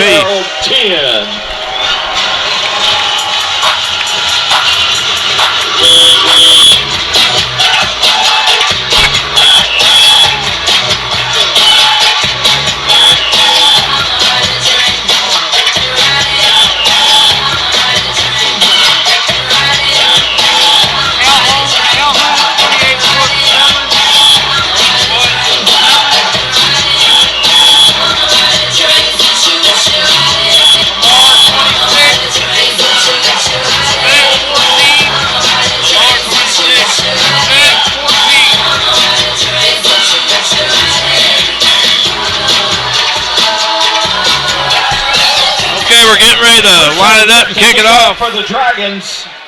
Dragons. Kickoff team in motion, and he puts a foot in it, and this one not so deep. Going to be received around the goal line. Ran out to the 10, to the 15, to the 20, to the 22, and that's all.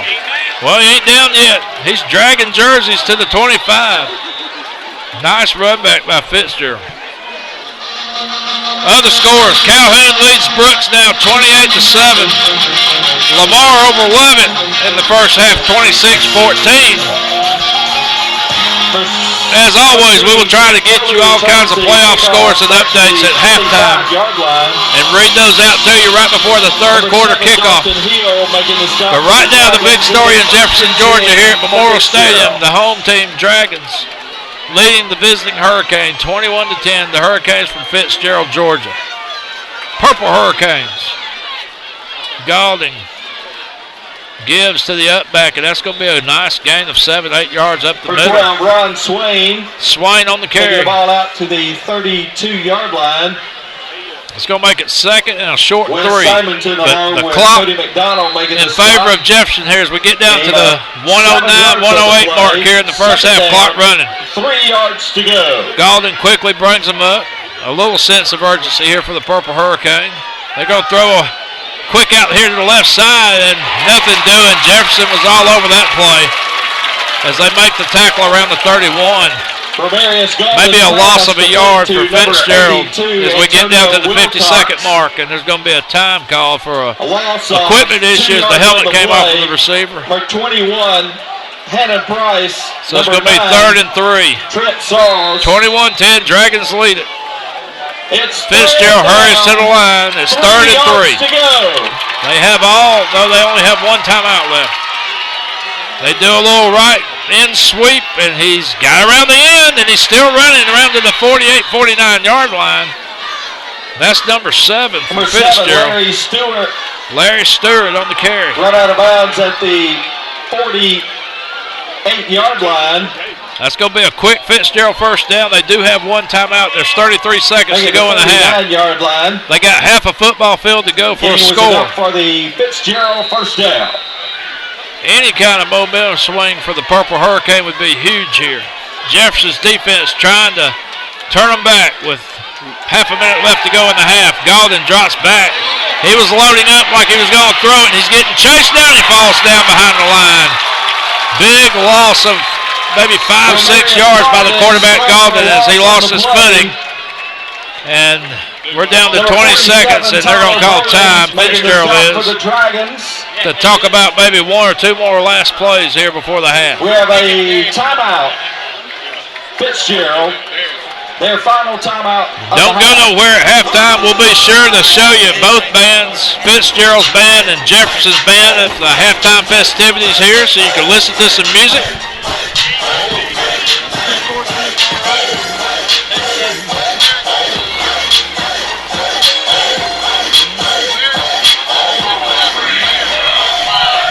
Other scores from around the state in 5A: Ware County 7, Stevenson nothing, and Gainesville 22, Harris County 7. Is that correct? Whitewater 14-0 in their game over Alatoona. Those are other scores from around the state on this weekend of third round playoff action here in the Georgia High School Athletic Association. Most classes in the third round. AA, AAA, 4A, and 5A. Also playoff action going on in the lower divisions of single A and independent. We'll give you all the scores and updates that we can pass to you. Galden's going to do a quarterback keeper around right side. Now he pitches it. And again, not much doing there on the Fitzgerald play. As Number 7, Larry Stewart. Stewart gets knocked out of bounds for a short gain of maybe 2. It's going to make it 3rd and 11. 3 yards on the play. 14 seconds. The 48-yard line. And for 27 other than the big penalties on Fitzgerald, it's been a pretty even game. But it seemed like the penalties that Fitzgerald got came at very costly times on 2 third-down possessions on offense and then 1 costly personal foul after a big play by Jefferson on a pass play out of bounds. Loads up and throws. Galden does. He's got a man almost in and out of the hands of number 82 for Fitzgerald. That's going to be an incomplete pass to Antonio Wilcox. So fourth down and 11 with 7 seconds to go, and Fitzgerald may just decide to punt this thing and not have anything crazy happen. Looks like number 33 for Fitzgerald comes onto the field, and that would be Yoshi Arcadia to do the punting. And he's a good 12 yards back behind center. Deep snap. Good snap. High, short kick. It's going to land around the 30. Take a Fitzgerald. No, now Jefferson bounced back to the 30. And the half's going to end right there. So we've completed 1 half of play here at Jefferson, Georgia. Your score, Jefferson Dragons 21, the Fitzgerald Purple Hurricanes 10. We'll be here to show you the halftime festivities of the Fitzgerald Marching Band and the Jefferson Dragon Marching Band. And we'll also give you scores and highlights and updates from around the state right before the second half begins. So don't you go nowhere. Stay right here with us. This is Play on Sports and GHSA.TV.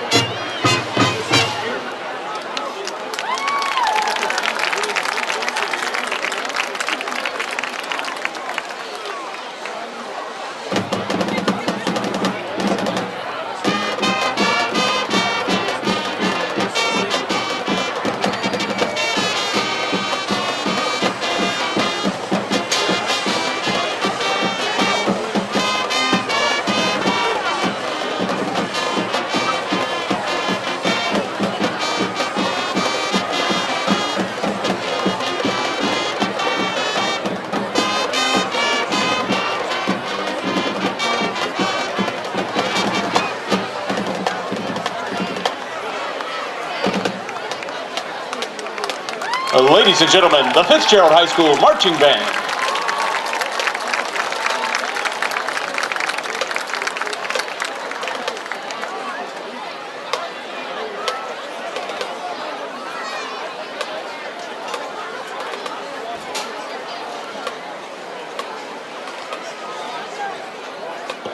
And now, ladies and gentlemen, please welcome to the field your award-winning Jefferson High School Marching Band. The band is under the field direction of Miss Heather Simmerly. Tonight they'll perform their 2012 show Aerodynamics, featuring songs of flight. We open with the Foo Fighters hit Learn to Fly, featuring Joey Kiesler on trumpet. We'll follow that with Steppenwolf's classic Magic Carpet Ride. And we're on to One Day I'll Fly Away from the hit movie Moulin Rouge, featuring Eli Bell. And we'll close with Leonard Skinner's classic Free Bird, featuring Levi Kent and Zachary Larkins on trumpet and Luis Carino on mallets.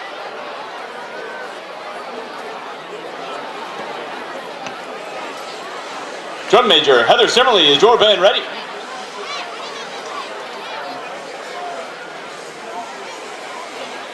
Ladies and gentlemen, the Jefferson High School Marching Band.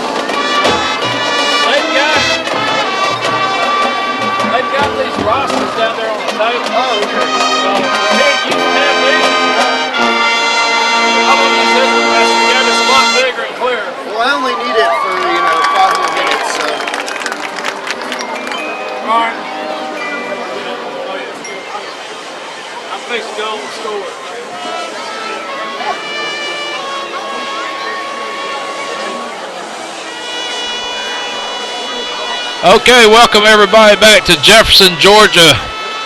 Site of the night's AA third round playoff game between Jefferson, the Jefferson Dragons, and the Fitzgerald Purple Hurricanes, where Jefferson is enjoying a 21-10 halftime lead. We are 3 minutes and 9 seconds to go before the third quarter start of play. And before we get into that, we're going to read you some scores from around the state. Over in Athens, pretty much kind of in the Oconee, Clark County area, Athens Academy playing host to Prince Avenue. Prince Avenue leading Athens Academy 14-0. That game is at the half. Other scores in AA action. Greater Atlanta Christian leads Early County 16-10. That game's at the half. Lamar 27, Levitt 14. That game's at the half.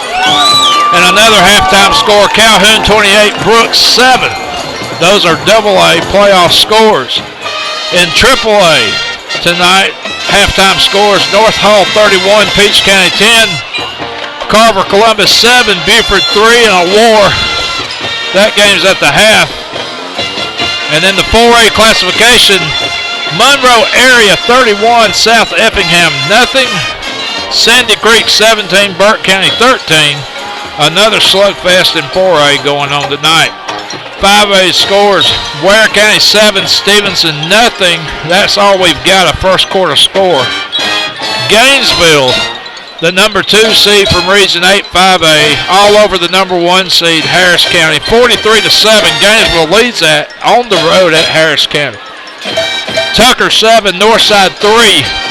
I'm sure that's got everybody in the Warner Robins area holding their breath and scratching their heads and wondering if lightning can strike twice. Tucker's the one that ruined Northside's hopes last year at Northside on a trip to the Dome.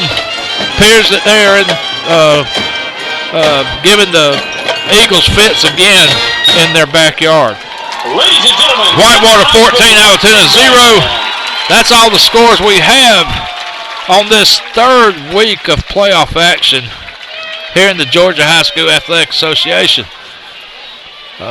Jefferson and Fitzgerald starting to make their ways back onto the field here just south of I-85 in Jefferson, Georgia. It's in Jackson County, right next door to Commerce, Georgia, just over to the east side of Winder and just to the northwest side of Athens, in case you don't know where Jefferson is. We're getting down to the 35 second mark now before halftime is over. And so far it's just been a big turn of events for Fitzgerald on some costly penalties. 3 that stand out more importantly than any of them. There was 2 third down conversions Fitzgerald was going for. One of them they converted, but there was a holding call that brought the play back in the first quarter. Another third down penalty in the second quarter stalled a Fitzgerald drive. And then there was a big personal foul play, a hit out of bounds on a pass receiver for Jefferson. The play had already gotten Jefferson down to inside the 40 to the 35, but then the penalty, of course, took the ball down to the Fitzgerald 20. And then with time running out in the first half, Jefferson converted and scored a touchdown. And that's where we stand, 21-10. Fitzgerald's had a lot of opportunities this game, but the big holding penalties on offense may have had something to do with why that score is sitting at 10. And on the Jefferson side of the ball, the big personal foul penalty aided in a late touchdown in the first half to give them the 2-score lead. 11-point cushion for Jefferson, 21-10. Other than that, neither defense has been able to slow down either one's offense. Fitzgerald, all run mostly on their play packages, has moved the ball pretty much at will. Jefferson very quick with their hurry-up offense. He gets to the line fast, and Sheriff runs that offense so well where he decides to roll out, do a keeper, or make a pass. He's just real quick, great in his decision-making, and he's displaying tonight why some of those Ivy League schools like Harvard and Yale and some of those people in Dartmouth might be interested in this young man. But other than that, just everything you would expect in a third-round playoff game, a lot of offense, a lot of hard hitting. Great atmosphere, big crowd for both sides. Fitzgerald closed down school today and took a snow day to make the 4.5-hour ride up I-75 to I-85 to get to this thing. And right now, as I look across the way, I'm counting 1, 2, 3, 4, 5, 6 yellow school buses, and I think I saw a couple of tour buses as well. But they traveled very nicely coming up. I think they started maybe 25 miles north of Tifton, which is pretty far south down there. Further south than Savannah on the east side, but Fitzgerald more to the southwest side in the state. So we're getting down to 1 minute before we're ready to swap some more paint here in Jefferson, here at Memorial Stadium. The winner of this game will go on to play the winner of the Greater Atlanta Christian Early County game, which right now at halftime, Greater Atlanta Christian leads that game 16-0. Remember that Jefferson comes in here ranked number 7 at 11-1. Fitzgerald ranked number 4 at 10-2. Something's got to give, but so far the home field definitely playing to Jefferson's advantage. I think they look a little fresher. It's just so hard in high school athletics to make a road trip, but it's even harder when it gets down to making those 4, 5, 6-hour cross-state journeys. So we'll see how the second half works out for Fitzgerald, as I'm sure that they've made some adjustments. See how their legs stay under them this second half of football as Jefferson gets ready to line it up. Chandler Fluto set to kick off for the Dragons. So here we go. Jefferson fans getting fired up by the PA announcer here. And the Guns N' Roses tune being played in the background to get the blood flowing. Nice kick. It's going to bounce around the 10. Received and taken out to the 20, to the 25, to the 30. Nice run back here. Fitzgerald might break it. They're down to the 50, to the 45. Number 17, Zeke Coley with the Zeke Coley on the return for Fitzgerald, gets it into Jefferson territory. So if you're the Fitzgerald, wait a minute, there's a yellow flag, and it's going to come back. And again, the penalties halt. Number 81, Chris Halt the Purple Hurricanes, as every time they seem to get something positive going, there's a yellow flag on the ground, and that has to be a block in the back. Usually is on something like that. So that's going back to Purple Hurricanes up to the 12-yard line. To the 17-yard line, it'll be 1st and 10. Call it the 17. I'm looking at the wrong yard stripe. So 1st and 10 on the 17.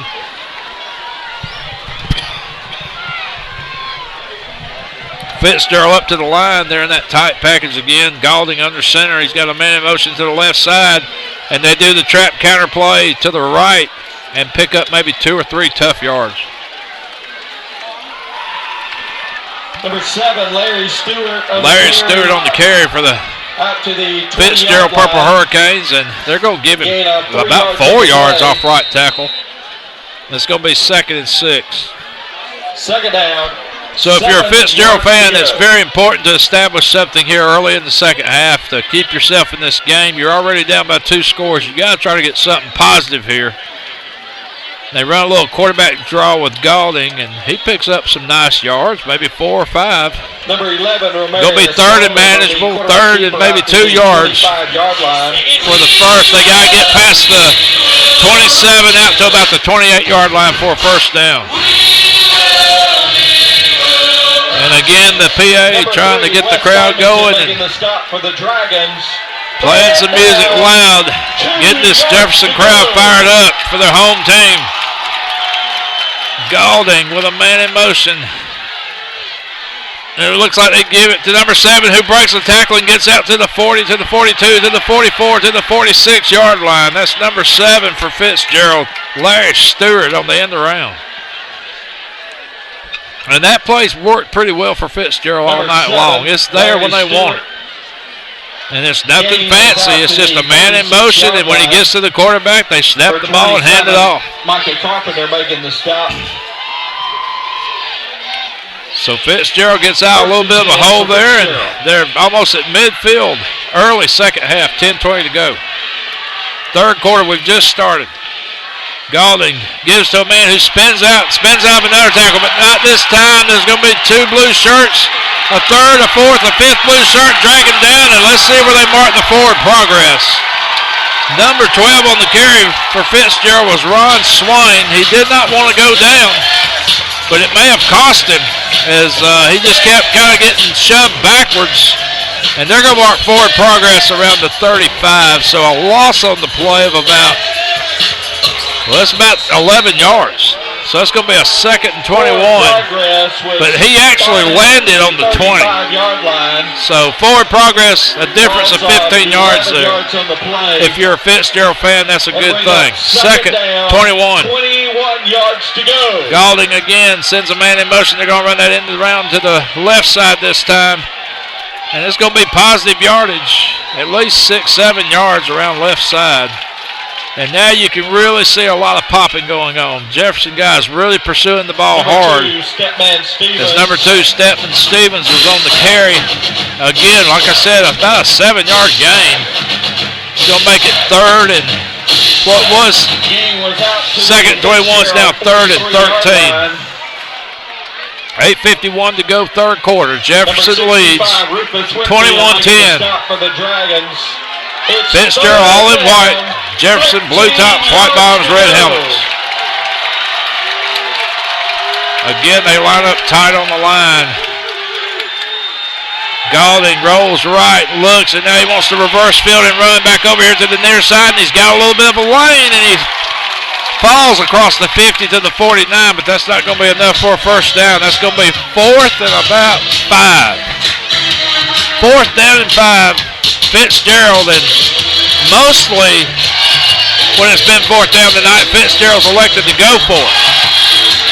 And when you're trailing by 2 scores and you're in the 3rd round of playoffs, it's kind of an iffy call, but it looks like a change of personnel, and Fitzgerald maybe decided that it'd be best suited to punt here on 4th and 5. 4th down, 6 yards to go. The punter's number 33, Yoshi Arcadia. So he trots out onto the field. He's going to stand around his 36-yard line. The man deep for Jefferson, I believe that's number 22, Isaiah Blake. And now we've got a whistle. Let's see what happened. We might have had a Fitzgerald guy jump. Delay of game penalty. Now they're going to call a delay of game. 5-yard penalty.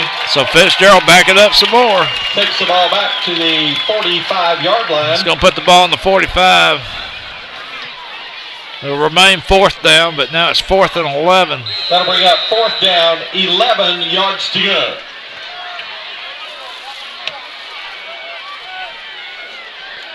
Nice snap. Good punt. It's going to bounce around the 30. It hit a Jefferson man, and Fitzgerald's on top of it. Let's see if they give him the ball. I believe it hit a Jefferson guy on the back of the leg. No indication yet. I see a beanbag on the field, but let's see if they're going to call it. I believe it hit a Jefferson guy on the back of the leg. Fitzgerald saying they got the ball, but there's been no indication. The referees are talking about it. Then it's 1st down Fitzgerald. Ball's going to be placed on about the 24. Huge break for Fitzgerald. Jefferson guy was just trying to block his man. He had no idea where the ball was fixing to land or hit. And as it bounced, it just hit him on the backside of the calf. And Fitzgerald, man, alertly fell on the ball inside the 25. And it's going to be Hurricanes ball.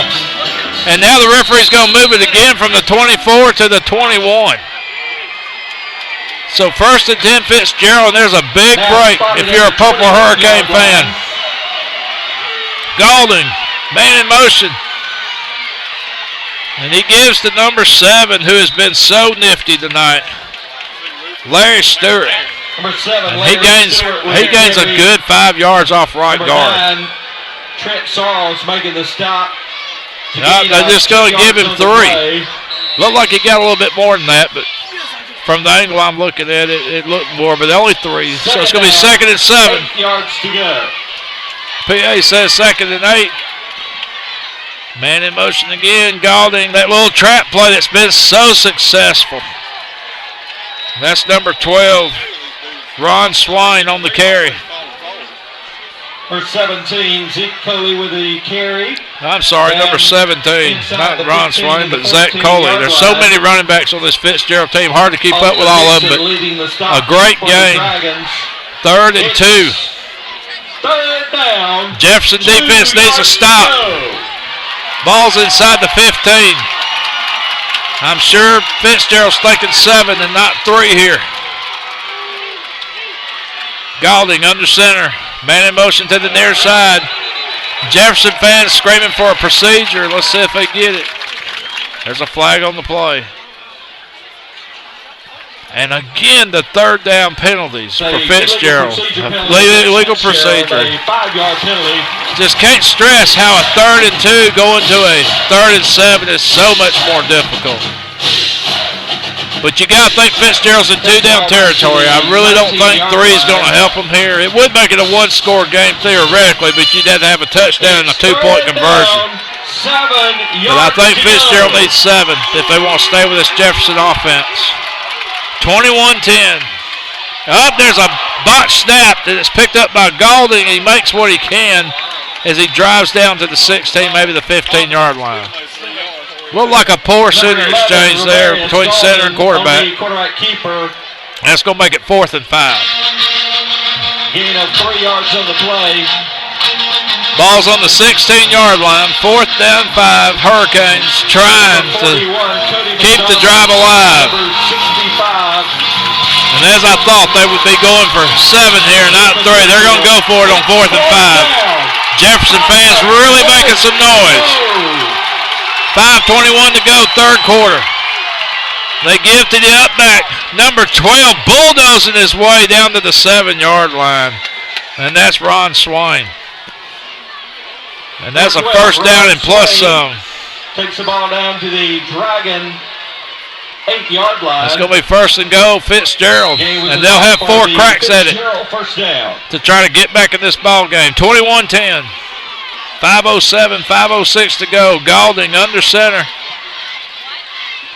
Looks like they give to, I believe that's Stewart, number 7, Larry Stewart, around right in. He gets down to about the 3, it appears. So 2nd and goal on the 3. 3-yard line. And if you're a Fitzgerald fan, you couldn't ask for a better start to the second half. Jefferson has yet to touch the ball.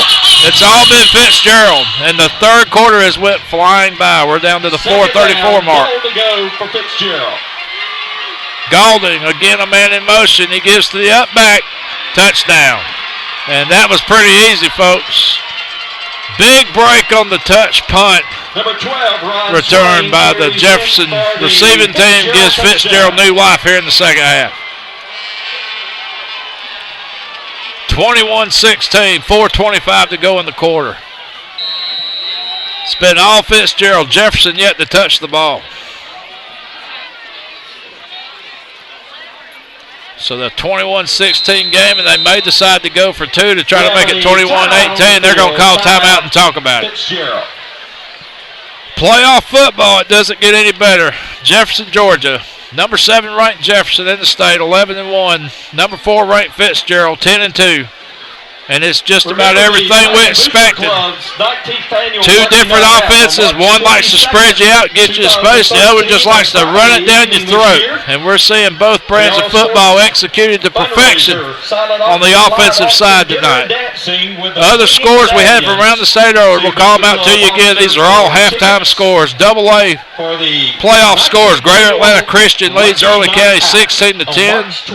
Lamar leading Lovett 27-14 at the half. And 7. Calhoun 28. Brooks 7. AAA scores: North Hall 31, Peach County 10, Carver Columbus 7, Buford 3. Those are halftime scores. 4A scores: Monroe area 31, South Effingham 0, Sandy Creek 17, Burke County 13. That is also a halftime score. We'll give you some 5A scores here in just a moment, but right now the big story is Fitzgerald and what they are going to do on this point after touchdown. Are they going to kick it or are they going to go for 2? And I don't see a kicker. I believe Galding's out there. They're going to try to make it a field goal football game.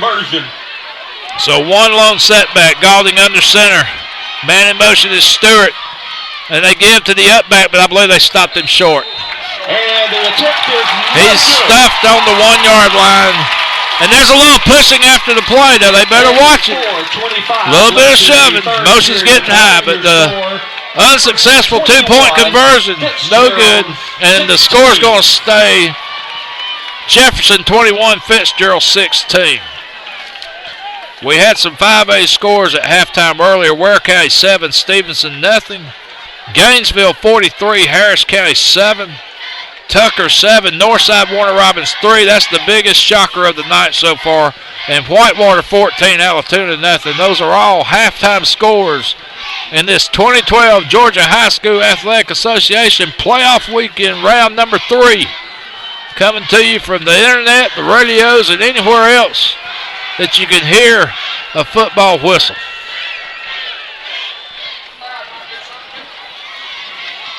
So Fitzgerald winds it up. Number 34, Emmanuel Chavez.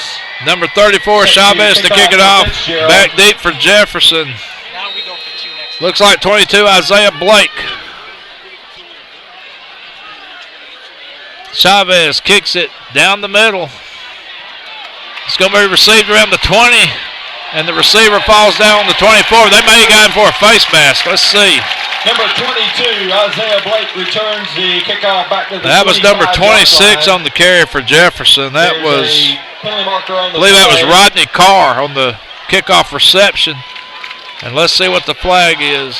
Personal foul, face mask on Fitzgerald, and again, they just crawled back into this thing and they commit a personal foul. That's going to be a big 15-yarder. So, folks, if there's been one Achilles heel to the Fitzgerald team tonight, it's been the penalties. And they've came at costly times. You basically had Jefferson pinned back inside their 25. Now they get the ball all the way out to the 40 as a result of the personal foul penalty. You're right. 1st and 10, Sheriff's under center. First time Jefferson's had the ball in the second half. He rolls to his right. He throws downfield, complete to the 45, to the 40, to the 37-yard line. Number 12 for Jefferson. He's getting up very slow. McKay Dickens. Very slow. And I mean, I'm going to tell you what, that was a lick on both of those players, head to head. And now the Fitzgerald player's getting up a little bit slower. I'm not sure that the Jefferson receiver knows where he's at. He's walking off very gingerly. And now the Fitzgerald player's up good. Number 24 trying to shake it off, and that is DJ Smith. And that was just nothing but two guys trying to make a great play on each other. Thank goodness that there's nothing more serious than that. But I'm sitting very high in the press box over here on the home side, and you could hear that pop all the way up here. And let me tell you, if you knew how loud this PA speaker was beside me, you'd say it's an act of God that you could hear anything up here. 4:12 to go. 21-16. Jefferson inside Fitzgerald territory. They're down on the 36-yard line. Sheriff pitches it out. And that's number 2. Sammy Williams on the carry. Number 2, Sammy Williams. He fights his way down to the 31-yard line. And that's going to make it 2nd and 5. Call it 2nd and 6 for the Dragons. Gain of 5 yards on the play. 2nd down. 21-16. We're at the 4:05 mark. Third quarter action. Sheriffs up under center. He puts his runners in a high formation, and he gives to Jackson off right guard. And he picks up maybe a yard, maybe 2. Crosses the 30 down to about the 29. And it's going to be a 3rd and a short 3, maybe 2 yards. 3rd and 2. 3 yards on the play. Third down, 2 yards to go. Sheriffs this time will go shotgun. He's got 3 receivers to the left side. He looks left, and he pulls it down and goes right, and he breaks off right tackle and dives to the 26-yard line. Sheriffs takes the ball down to the 25-yard line. That'll be another Dragon first down. Sheriff stretches that long body of his, and now somebody's getting up slow, and that might be Sheriff's. The quarterback, Sheriff's, holding his lower back, it looks like maybe. He was really reaching for that first down, and I don't know if that caused anything in his back to give or if he got something when he was hit. But they're out there attending to him now, and they're picking the young man up. It looks like he's going to walk off on his own power. So maybe nothing too serious here. Checking up on the play for the Dragons. He doesn't appear to be holding anything as he walks off the field, but looks like it's a lower back type thing to me. It's just like he can't put much pressure back there as he walks off. And he's got his helmet off almost up in the air over his forehead, trying to get some air in there. So let's hope he's okay. 3:33 to go, third quarter, 21-16. And the quarterback for Jefferson will now be number 16. That's going to be, I guess, Evan Sheriffs. And not sure what happened on that play there. I guess forward progress will bring it. Where are they going to mark the ball here? Let's see. I guess on the 20. On the 27. A yard on the play. Second down. So a loss of a yard. Second and 11. Fitzgerald defense tightening up a little bit. Now the other Sheriffs is back in the game. Shotgun. He pulls it down. He rolls right. He dumps it. Tried to hit Jackson on a little safety valve pass there, but incomplete. And that'll make it 3rd and 11. And now for the first time tonight, you're starting to see some life over on the Fitzgerald side. I see the Fitzgerald High School flags running up and down the track. The cheerleaders are moving around a little bit. So Jefferson with a big third down play here. Ball sitting just outside the 25 on the 26-yard line. It's 3rd down 11. 2:44 to go, third quarter. They lead by 5. Sheriff shotgun, throws it down the middle. He's got a man, incomplete.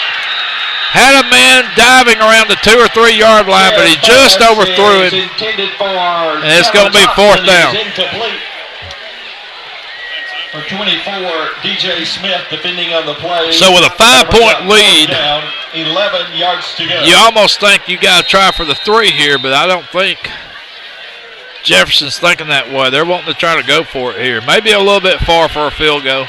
Kind of no man's land. Too far out for a field goal, too close in for a punt, so you're just better off taking your chances and going for it. 4th and 11 play here. Sheriffs gets up under center. Well, and now they're going to call timeout. Jefferson is, and talk about it some more. 5-point lead, 21-16. Jefferson leads it by 5, and they may be discussing if they can make those 3 points. And they're talking to the kicker and trying to give him words of encouragement. That's number 49 for Jefferson, Chandler Schulto, the kicker. So they're going to see if he can reach and make a long one here. Ball sitting on the 26. So that's going to make it about a 43-yard attempt. Let's see where they set this ball up. Actually, they're going to set it up on the 44-yard line. So a big, long field goal attempt here for the Dragons. 21-16, 5-point lead. They're trying to stretch it to 8. Good snap. Kick is up. It's got the distance. That thing may have made it. It made it with plenty to spare. He could have kicked that thing 63 yards. 43-yard field goal. Jefferson now leads by a full 8, 24-16. You're up now by a touchdown and a 2-point conversion. And Fitzgerald's offense will have their work cut out for them as the third quarter rapidly starting to come to an end here at the 2:32 mark.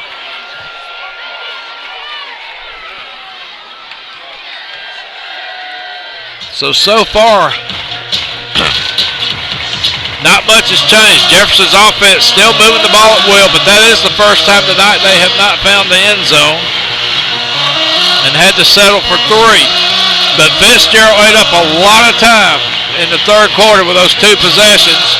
One possession, the beneficiary of the mishandled punt return by Jefferson that resulted in the ball touching a Jefferson player. Fitzgerald alertedly fell on the ball on the 24-yard line and punched it in after about 5 plays. Failed 2-point conversion. We're sitting at 24-16. Fitzgerald receives the ball around the 2. They get out to the 20, to the 25, to the 30, to the 35, and maybe check. No, he's still in bounds. No, they mark him out of bounds. Looked like he was fixing to cross field and go, but they marked him out of bounds around the 39. Number 7, Larry Stewart. Larry Stewart on the return for the Purple Hurricanes. Excellent job. He fielded that ball around the 1-yard line. So a 38-yard return. Put the ball in play, 1st and 10. 24-16. Both teams have 2 timeouts. We're in the third quarter. We have 2:24 to go here in the third. Fitzgerald with their 3rd possession of the half.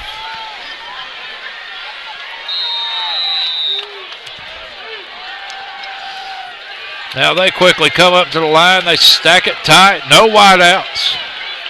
Gaulding barking signals. Put Stewart in motion, but they do the cross-trap play again. And Jefferson waiting on that. They've seen that quite a few times tonight. Now they're starting to buckle down on it. Maybe a yard gain for Fitzgerald, if that. Looks like number 2 on the carry for Fitzgerald. Stepman Stevens. Stopped for little to no gain, and he may be getting up slow. He got stood up, and when he started to cross the line of scrimmage, he got spun backwards, and when he did, there was 2 blue jerseys hitting him in the backside, and you got to wonder if that might be a lower back injury on him. And now they're tending to his legs like it might be some cramps. I don't know. I don't know how you can be cramping up tonight. It's too cool out here. Stevens is shaking. He's going to walk off. And he's been a good go-to guy for the Purple Hurricanes this season. There was a gain of 3 yards on the play. 2nd down, 7 yards. Call it 2nd and 7. Fitzgerald, they're on the 42. 3rd possession of the half for the Purple Hurricanes. Gaulding with 1 setback. Man in motion, Stewart. And he gives to Stewart. And I'm telling you what, Stewart has done that all night long on that end sweep play where he goes in motion and gets the ball from Gaulding. And there's just not been much of an answer for that on the Jefferson defense. 1st and 10. Fitzgerald, they're inside the 50 on the 48 of Jefferson. Game is to the Dragon 48-yard line. We're down to a minute 38. Fitzgerald. Minute 38 in the third quarter. Starting to get a little bit cooler here in Jefferson.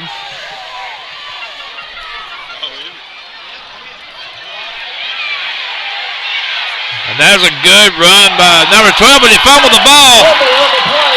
Looked like number 12, Ron Swain, was going for a big game, but he lost the grip on the ball around the 40, and there's a big pileup. Let's see. Jefferson saying they got it. So a big turnover by Fitzgerald.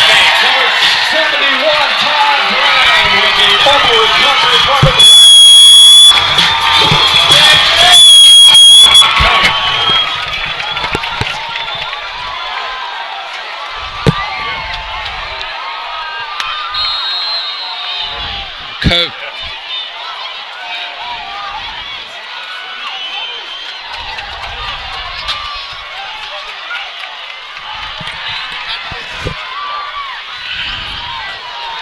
So Jefferson gets the ball after the big fumble. Sheriff drops back, throws a pass over here to the right side, complete to the 49.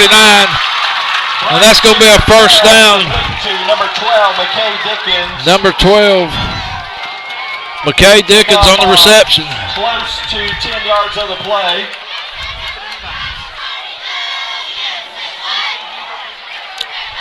So Jefferson, just like that, after the turnover, gets out to the 49. They're almost at midfield. They lead 24-16. 8-point lead for the Dragons. Penalties and a big costly turnover so far has done Fitzgerald in. And a little no-shot Marino action there by, looks like Jackson on the carry. 48-yard line to pick up 2 yards on the play. Got about 2 yards. That was number 2. That was Sammy Williams doing his no-shot Marino impression. He gets the ball down to the Fitzgerald 48. It's going to be 1st and 10 Jefferson. Sheriffs gives to Jackson this time, and he's hit immediately. Still got a yard or 2, but he got popped real hard at the line there. Jackson on the carry for the Dragons. Pick up 1 yard on the play. Looks like for Fitzgerald, big number 67 on the hit. And I don't have a number for him. Number 52, Keyshawn Johnson making the stop. 2nd down, 9 yards to go. It's going to be 2nd and 9 Jefferson on the Fitzgerald 47. Sheriff's got pressure coming in from the right side. Throws a big ball down the middle of the field, complete. Number 7, Dalton Hill on the reception as he gets tackled around the 1. Maybe they're going to spot it on the 2-yard line. But I'm going to tell you what, Sheriff's ran back and he threw that ball 50 yards in the air. Threw it on a dime. So with 7 seconds to go, Jefferson seriously knocking on the door and looking for the knockout punch here late in the 3rd quarter. They're in a power set formation. Sheriff wants to run off right guard. He's upended and stops short, maybe a yard from the goal line. Your 3rd quarter is going to end right there. 24-16, Jefferson leads Fitzgerald, but Jefferson is seriously knocking on the door. We're going to take a quick break. Here from Memorial Stadium in Jefferson, Georgia, this is Play On Sports and GHSA.TV.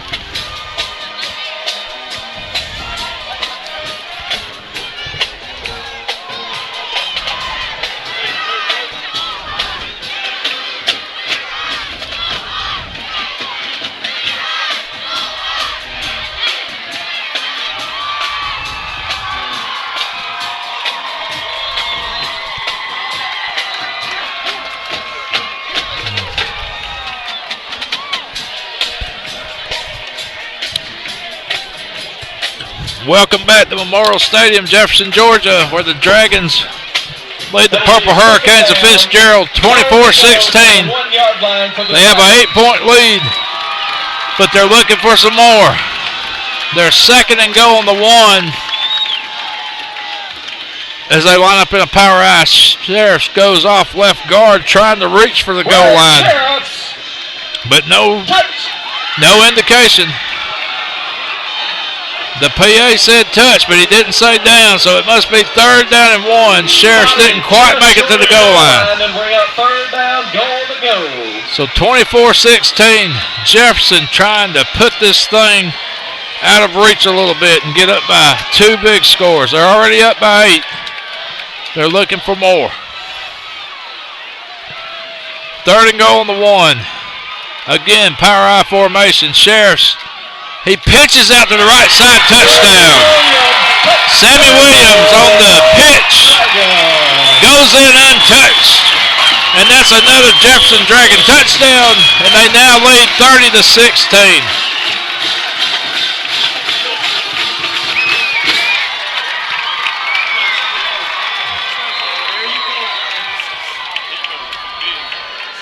So the extra point try now.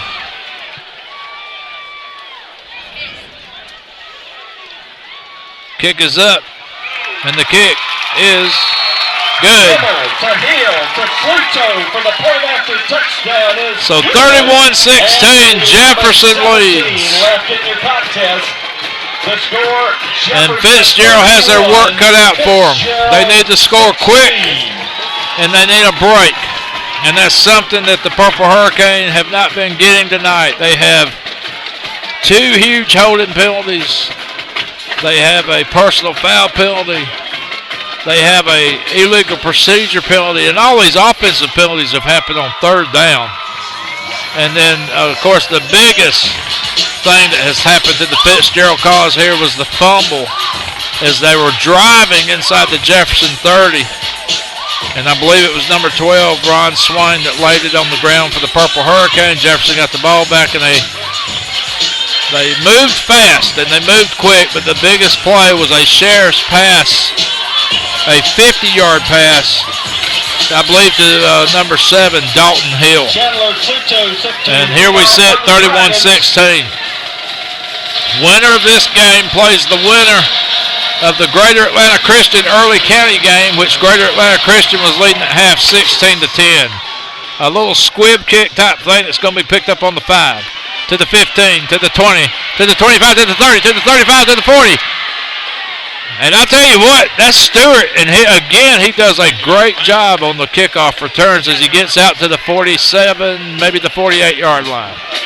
Number 7, Larry Stewart, returns the ball back to the 48-yard line. So again, if you're a Fitzgerald fan, you got to have something happen quick, and Chase Western often you're down by 2 scores. Chandler Fluto is a touchdown, another touchdown, and a 2-point conversion. Trailing by 15, and Jefferson's got a man that's slow to get up as they take a little time to attend to him, the injured player. I can't get a number yet. I'm looking. See if we can get a number and a name for you. And there's some Jefferson players with their helmets off, like they're not feeling too good about what they're seeing over there. Let's see.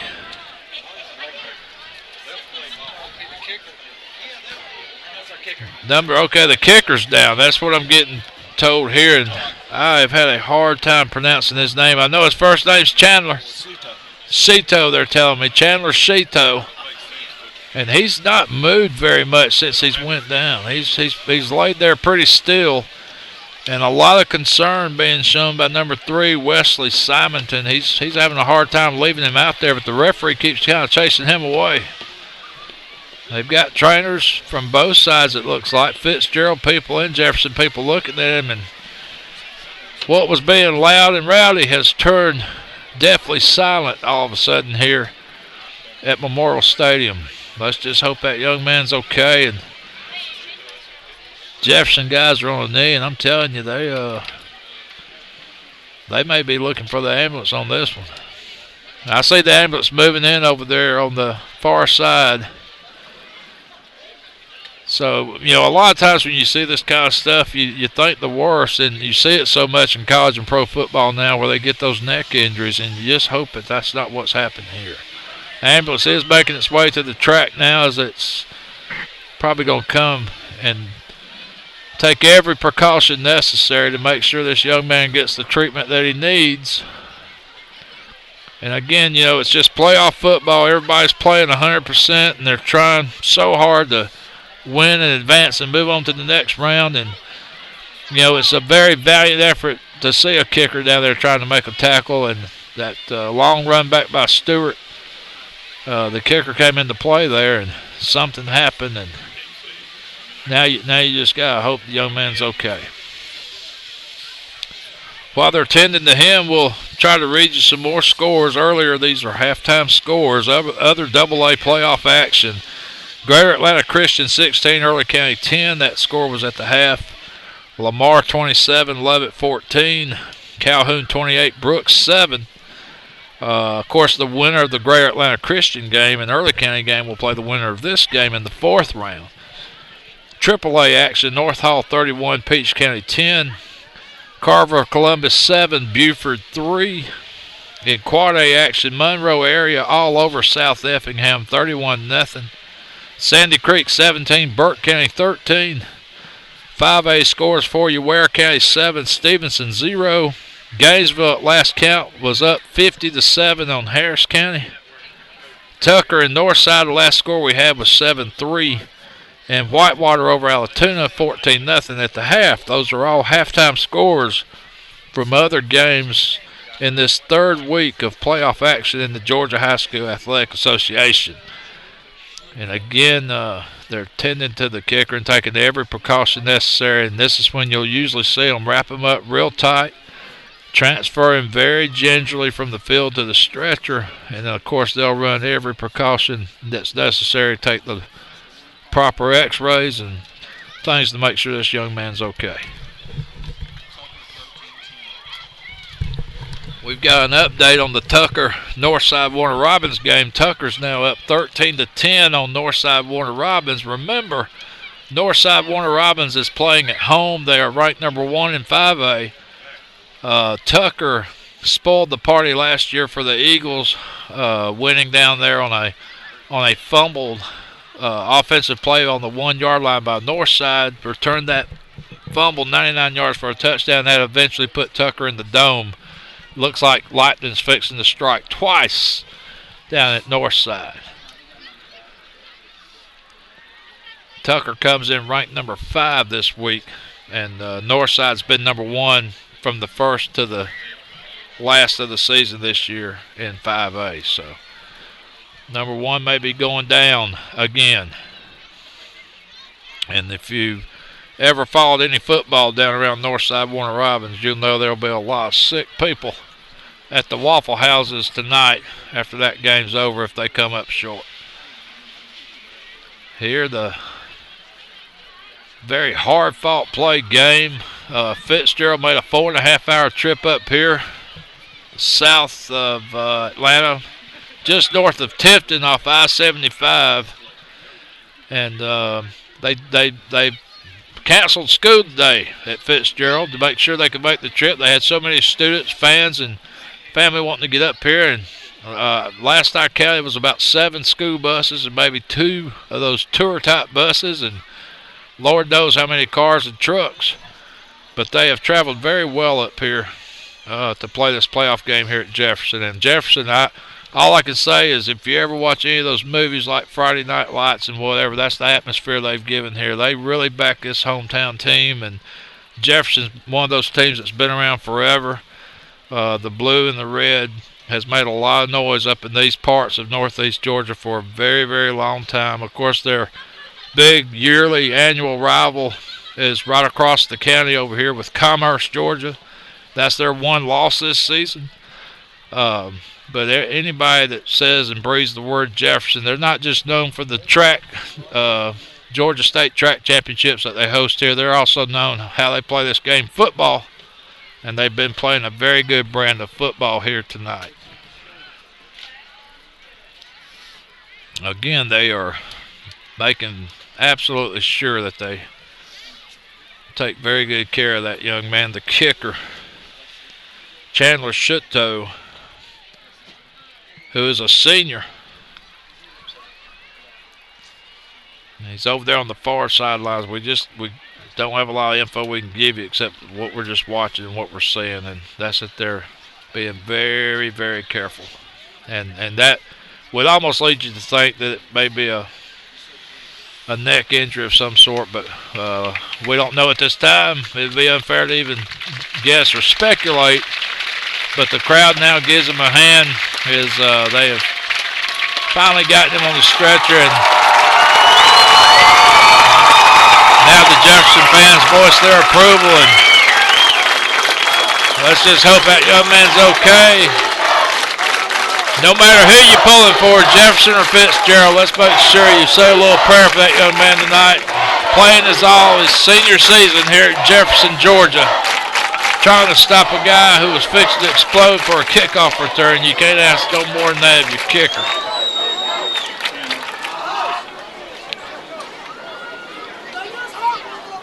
So when play resumes, Fitzgerald will get the ball right here on the 48-yard line.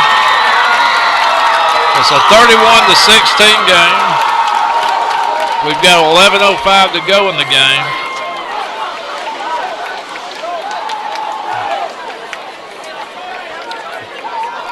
And I tell you what, the amazing thing to me is that all the Fitzgerald fans are up on their feet as they move this young guy off the field, and that's just class. You can't ask no more than that when you're in a playoff type game and your opponent's over there and just wanting to make sure that you know that they hope that young man's okay.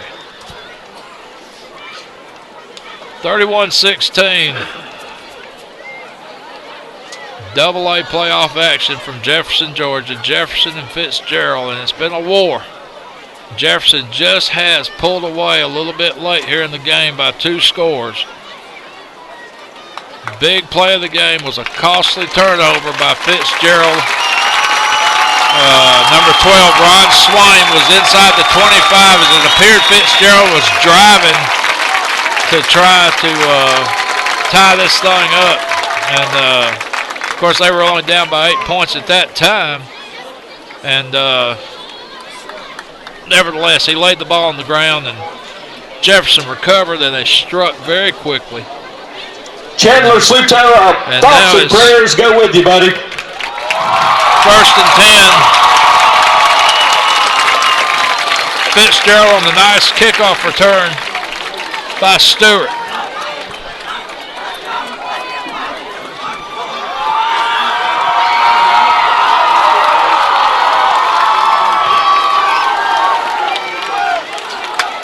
So now we'll resume play here, and again, thoughts and prayers to the young man, the kicker, Chandler Shuto, number 49, senior for the Jefferson Dragons, who got injured on a very hard hit he put on number 7, Larry Stewart from Fitzgerald on the kickoff. The report is Sluto does have movement to his extremities. And the report we're getting now from the PA is that he's talking and he is moving his arms, his legs. So good news there on the kicker as they take him to the hospital to take extra special care of the young man. 1st and 10, Fitzgerald. And they're going to do a quarterback keeper, and Galding's going to run around right side, and he's got a lot of room to the 30, to the 25, to the 20, to the 15, 10, 5, touchdown, Fitzgerald. Number 8, Galding, very quickly on an end-around keeper, quarterback keeper. And they've pulled back within 1 score. It's 31-22.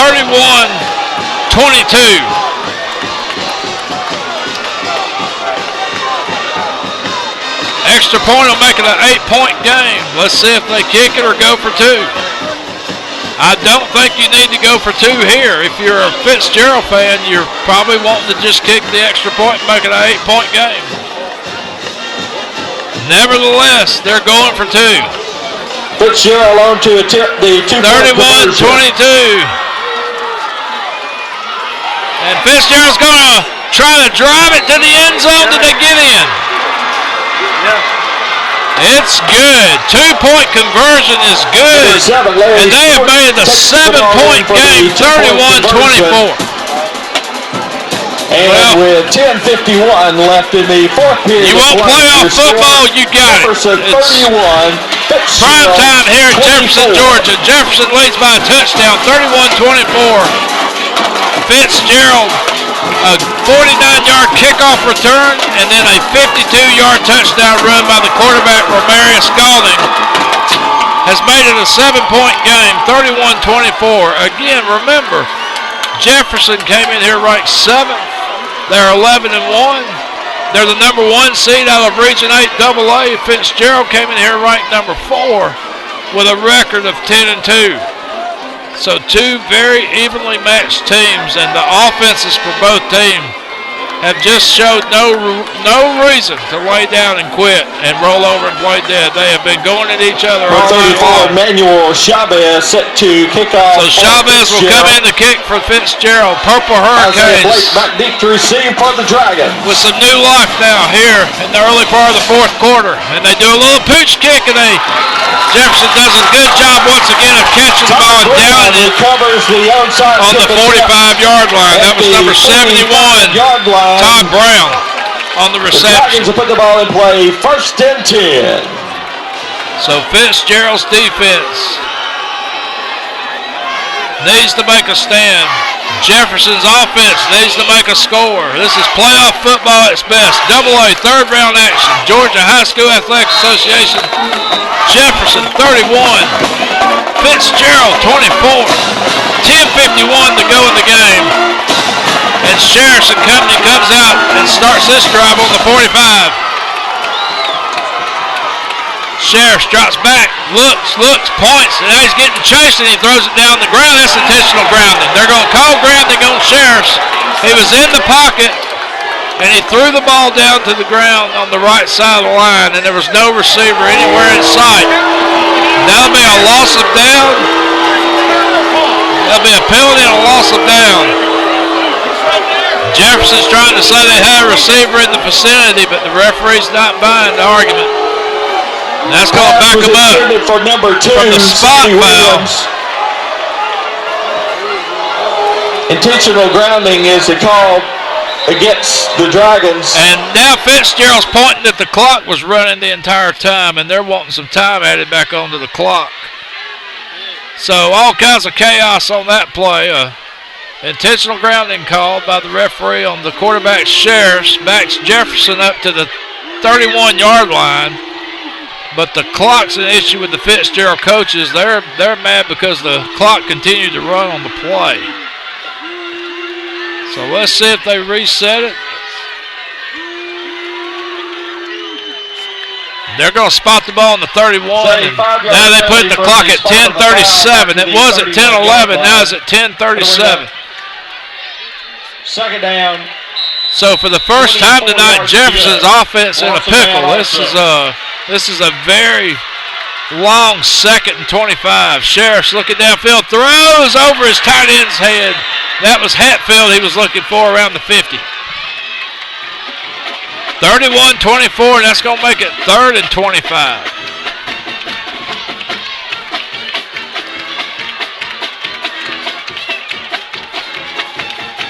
Jefferson crowd trying to get fired up here with the Jefferson High Marching Band playing a little pep tune. And again, first time tonight, Jefferson's offense really been in a bad situation. They're on the 31. Sheriff shotgun, looking, throws. He's got a man incomplete. Number 7 for Jefferson, the intended receiver, Dalton Hill. He wanted an interference call, but he did not get it. Number 13 was playing very tight coverage for Fitzgerald. That was Harold Summers on the defensive play. Now that's going to be the 3rd down that Fitzgerald's been looking for. The 3rd down stop they haven't had all night. They finally got one, and this might be the first time Jefferson has punted tonight. I'm not sure. It looks like Sheriffs is the punter as well as the quarterback. Let's see. 4th and 25.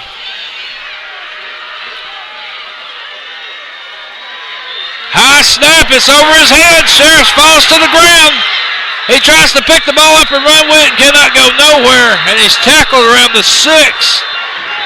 So the wheels are falling off here for Jefferson in the 4th quarter. And wait a minute, the referee's doing something with the ball. There's a timeout on the play. There was a timeout called, they're saying. Wow. I tell you what, look, who called time? The scoreboard showing both teams with 2 timeouts, but I'm going to tell you what, if Fitzgerald called that timeout, they just shot themselves in the foot again.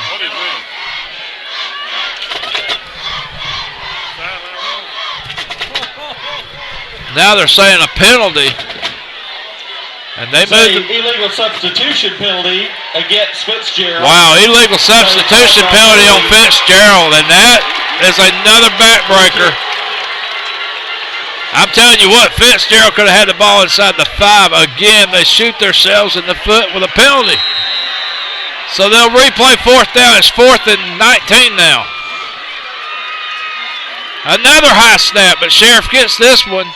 Not such a good punt. Kind of a high, lazy kick around the 39 to the 35. Takes a Jefferson roll down to the 31. Man, I'm out of breath. 31-yard line. Crazy 4th quarter here, and we still got 10 minutes to go. 10 minutes and 5 seconds as Fitzgerald will take over on the 31-yard line. first and 10.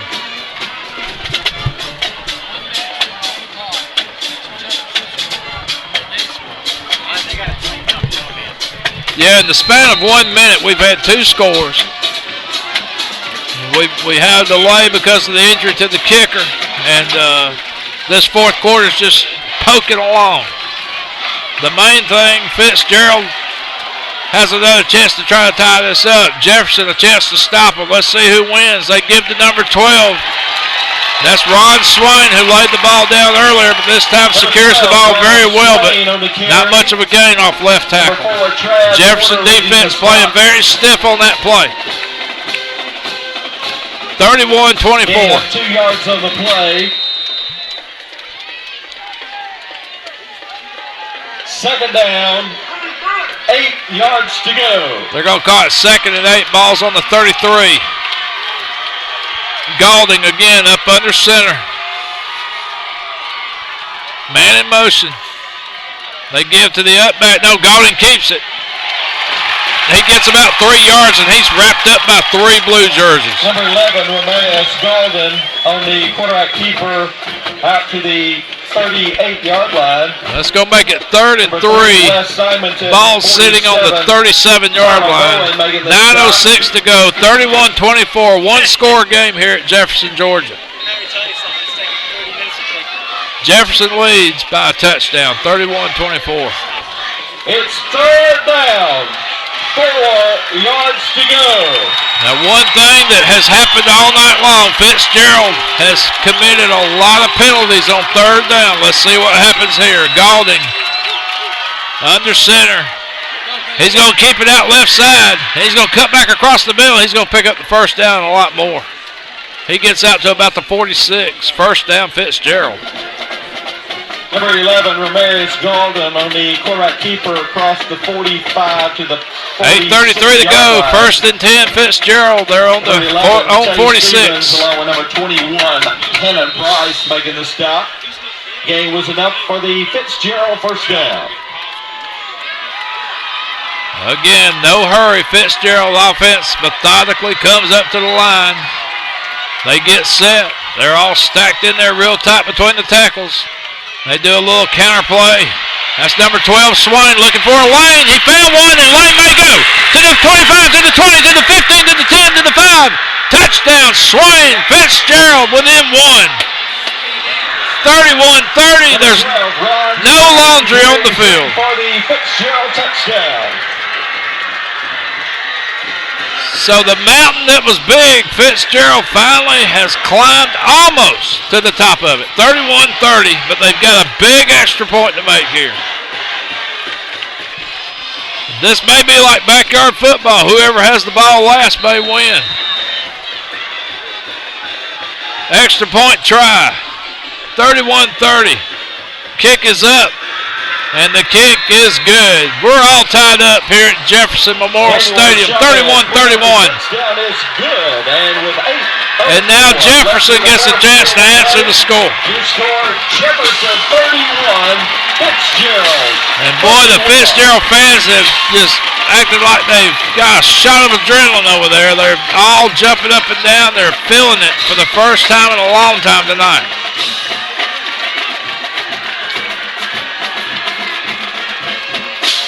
I don't believe Fitzgerald has ever led this game, but this would be the first time it's been tied since the opening kickoff. So a lot of battling, a lot of fighting. Both teams playing their hearts out. 31-31, you didn't expect much more, less than what you're getting right now. Number 7 against number 4.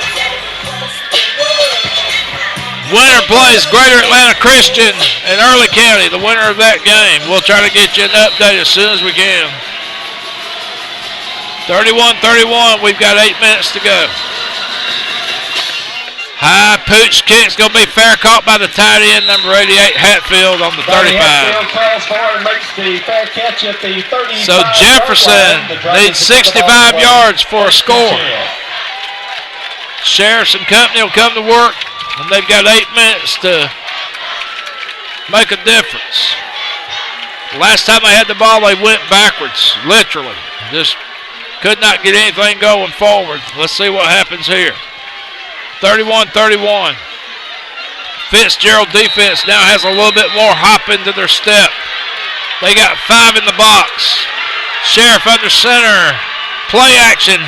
Rose to his right, incomplete. He was looking for Jackson on the right flat. 2 white jerseys was on him over there. It was heavily covered. Incomplete, 2nd and 10. Is incomplete. Throwing up 2nd down, 10 yards to go. Jefferson had a lot of success in the first half running the ball, but it seems like they've abandoned the run here and went more with the passing here in the second half. Not sure if I wouldn't be just giving it to Tristan Jackson between the tackles here. Sheriff's man in motion. He does a pitch over here to the right side. That's number 22, Isaiah Blake. He's hit behind the line. That's going to be a loss of about 4, maybe 5 yards. Back to the 30-yard line. They're going to put it on the 31. Throw for a loss of 3 yards on the play to the 31-yard line. So it's going to be 3rd and about 13. And again, Jefferson, like the previous drive, moving backwards. 3rd and 13. Ball's on the 31. Sheriff shotgun. He's got twin receivers to the left side. He's getting chased. Man had him wrapped up, missed him. He throws complete to number 7. I believe that's Dalton Hill on the reception. All the way down to the Fitzgerald 39-yard line. So 2 big passing plays in this game. The 50-yarder from Sheriff's to Dalton Hill earlier set up a Jefferson touchdown, and now another big passing play. This one for about 31 yards to the Fitzgerald 39, 1st and 10 Dragons. We have a man in motion over here to the left side, and Sheriff runs up left guard. Maybe a gain of a yard, if that. He barely got back to the line of scrimmage, but then he leaned forward. They're going to give him about 2 yards, maybe. Give him 1. 2nd and 9. 9 yards to go. 6:43, 6:42. Clock running. Jefferson trying to score. Fitzgerald again with 5 men in the box. Jefferson goes to a power I. Sheriff's pitches out to number 2, and I believe that's Sammy Williams. Number 2, Sammy Williams. They drag it down to the 35, maybe the 34. It's going to be 3rd and about 5. 3rd and 5 on the 35. 3 receivers over here to the left. The big tight end, Hatfield's over here, where he usually runs a route down the middle, and that's who Sheriff was looking for. Can't find him. Now he goes to the right side, but incomplete. 3rd and 5 play. He wanted his tight end down the middle, Hatfield, but he couldn't find him in time. He was getting pressured. So he rolled right, and he threw one incomplete around the 20. It's going to be 4th down and 6, Jefferson. And this may be another one of them deals where you call timeout and talk about it. And they will. 31-31, 5:57 to go in the game. Jefferson in a situation where they may be too close to punt, too far to kick a field goal. They may just go for it here on 4th and 6.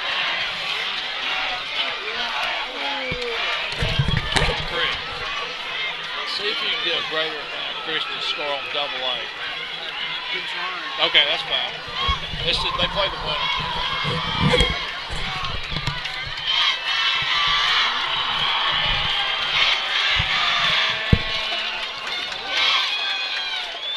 That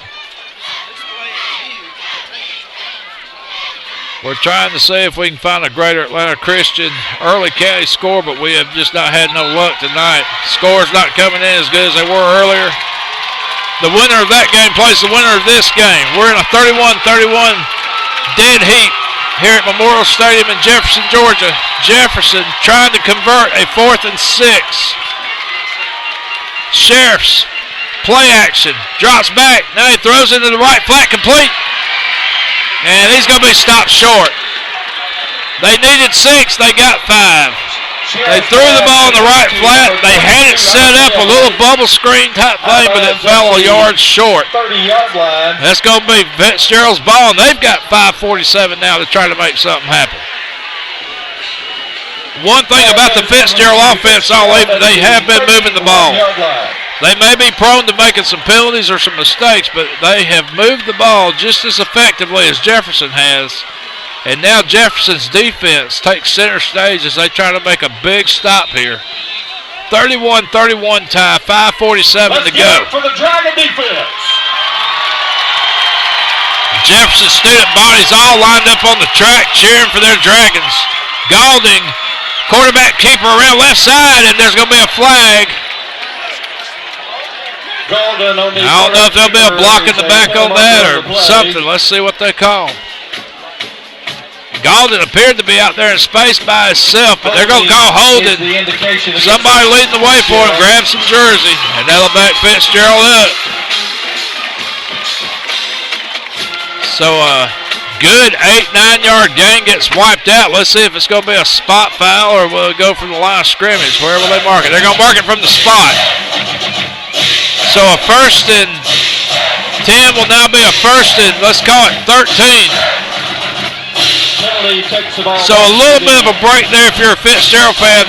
It was a spot foul. It was at the end of the play. 29-yard line. So it doesn't back you up 1st and 20. Just makes it 1st and 13. 13 yards to go. Galding, tight formation again by Fitzgerald here. Man in motion. And they give that little end-around thing to number 2.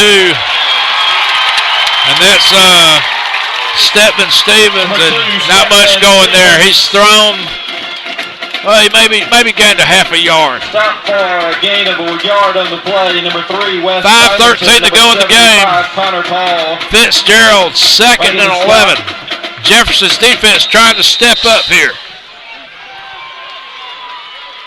Been one heck of a playoff football game here between these two schools. Nobody needs to hang their head in this one. They've laid it all out on the field here tonight. Galding, quarterback keeper, makes a man miss. Now he's grabbed and spun around and dragged down around the 32-33-yard line. It's going to be 3rd and 10, maybe 3rd and 9. Fitzgerald on the 33. 2 yards on the play. Number 65, Rufus Whitfield, leading the stop for the Dragons. It's 3rd down. 3rd down, call it 8. Yards to go. Fitzgerald with a big 3rd down conversion here. Crowd getting loud. Student body up on their feet down there on the track. Fitzgerald comes to the line. Galding, man in motion. And they did that counter trap play that's been so successful, and they get a 1st down and a couple more yards. And I believe that was number 7 for Fitzgerald. That was Larry Stewart on the carry.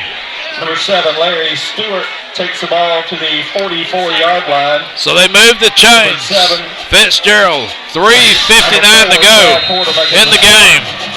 Ball is sitting just outside, or I'm sorry, just inside the 45 of Fitzgerald. We'll call it the 44.5.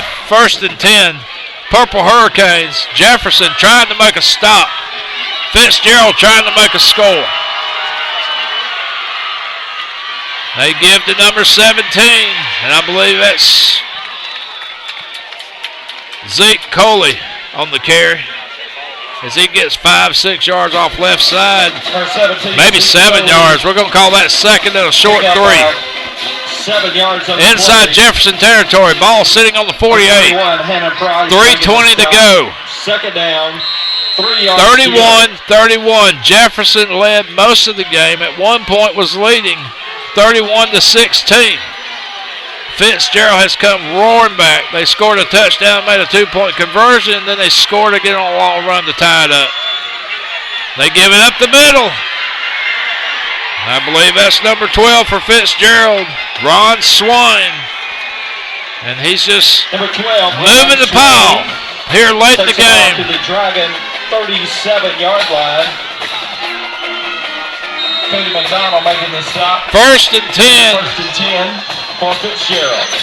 1st and 10 Fitzgerald. 2:49 to go in the game. 31-31. Galding up under center. And they give that counter trap play again, this time to Stewart. He drives his way down to the 30, maybe the 29-yard line. It's going to be second and a short 2. Stewart takes the ball to the 29-yard line. Rufus Whitfield making the stop. Gain of 8 yards on the play. Second down. 31-31. 8 yards to go.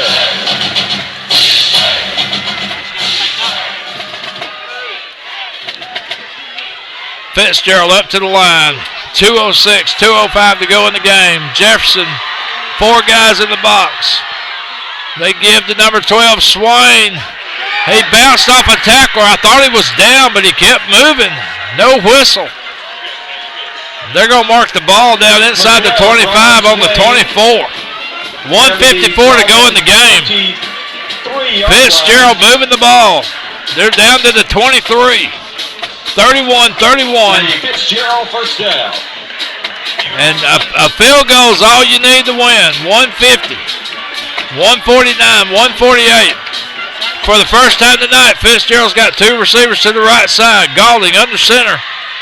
And tries to run a quarterback keep around the right side, but no doing. He's knocked down behind the 25. Clock rolling. 130, 129, 128. No sense of urgency here by Fitzgerald. They're slowly going back to the huddle.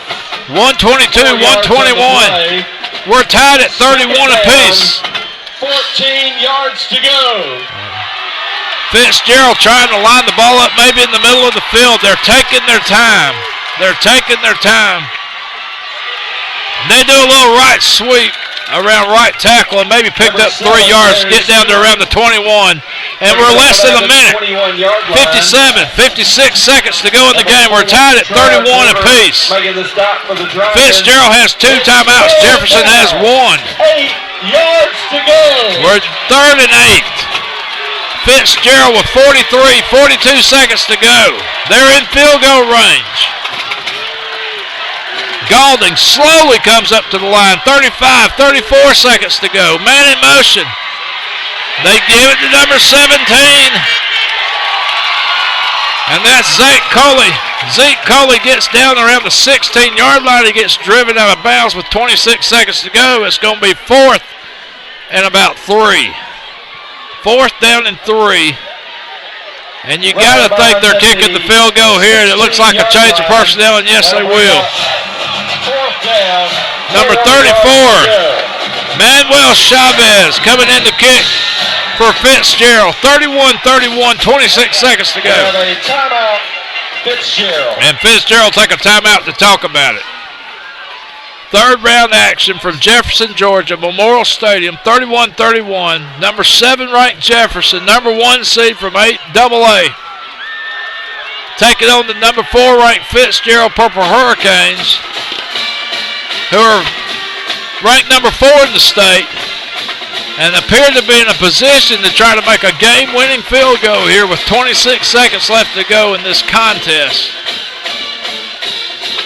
Of course, Jefferson will get the ball back either by a missed field goal, or if they make the field goal, they'll get an opportunity to run a kickoff back. And don't forget Sheriff's in his arm. He's made a couple big passing plays tonight, so don't go anywhere. Big field goal try here. If he makes it, Fitzgerald's in a little bit better shape than Jefferson. He misses it, we may be going to overtime. Chavez on the left hash mark. It's going to be a 32-yard attempt, and it's low, and it's no good. Wait a minute. Referee saying that Jefferson called timeout. Wow, Jefferson called timeout before the kick got off. And I'm not sure if they maybe had too many people on the field, but it looked like a Jefferson defender may have gotten a hand on that ball. The kick was low. It was long enough, but it was too low. So we'll do it all again here in just a brief few minutes after the timeouts expires. 31-31. 32-yard field goal attempt for Manuel Chavez. So a lot of nervous people here on both sides of the field. The people that's been on the road all day from Fitzgerald, Georgia, and the people who's been at home and entertaining today in Jefferson. Everybody nervous. 31-31. 26 seconds remains in the game. 3-yard field goal. Chavez in the kick for the win. With a miss, we'll go to overtime. Third round, AA football action.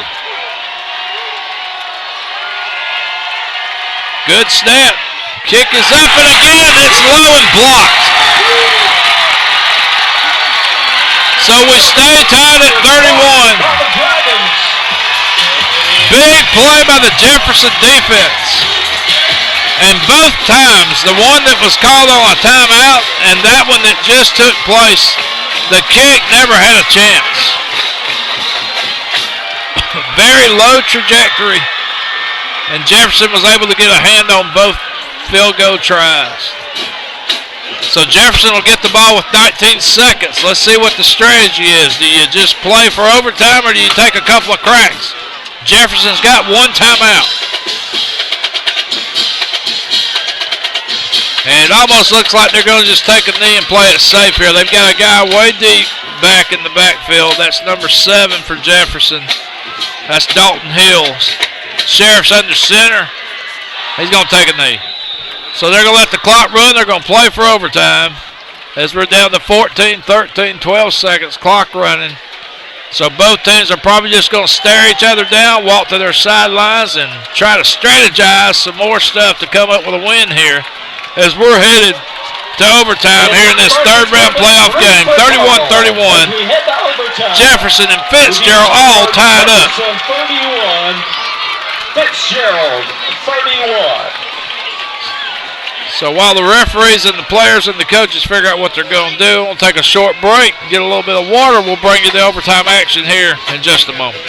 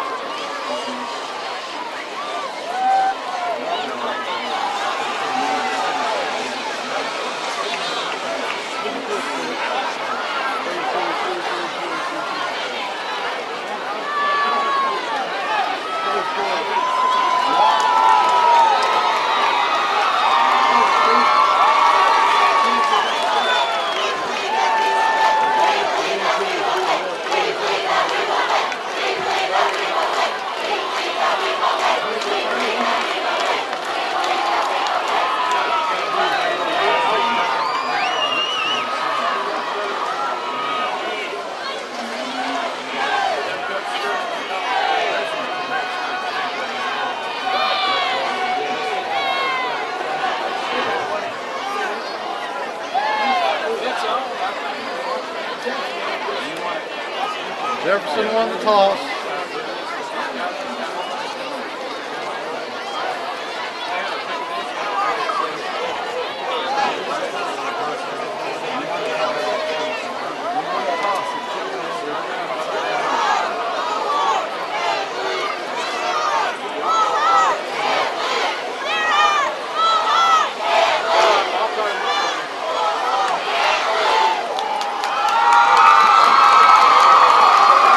The Dragons have won the toss and elect to go on defense for the first possession.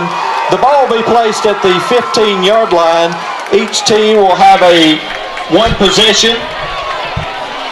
All right, so Jefferson has won to score the toss here at overtime. Each team is awarded one. Looks like they're going to elect to play defense, so both teams, I believe, will get to start from the 15-yard line and take their cracks at scoring.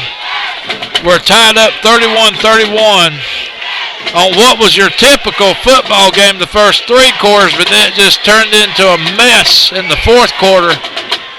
But Fitzgerald, the beneficiary of some blown opportunities by Jefferson. Jefferson's offense kind of stalled a couple of times on a couple of drives and moved backwards. That gave Fitzgerald the opportunity to get back in this game. But Fitzgerald had a golden opportunity to win this game with a 32-yard field goal attempt, and they missed it. And that's where we stand, tied up in overtime here at Jefferson Memorial Stadium. So Galding and Fitzgerald up on the line. They're on the 15. And they give to number 12, and he's been a big horse for them all night, and that's Ron Swain as he drives those big legs of his down to about the 9. Number 6, Austin Mixon, number 3. So we'll call it second down and 4. Ball's just inside the Jefferson 10, 31-31. Fitzgerald up to the line. Fitzgerald again all in white. Jefferson blue tops, white bottoms, and red helmets. Galding with a man in motion. They do the end around thing again. This time Jefferson stops it a little bit short of the 5. He gets down to about the 6, maybe the 7-yard line, and it's going to be 3rd and about 2. Austin Mixon, number 65. First possession of overtime. Fitzgerald on their first try. Gain of 2 yards on the play. They're 3rd down and 2. They've got to get to the 5 for a first down. 31-31.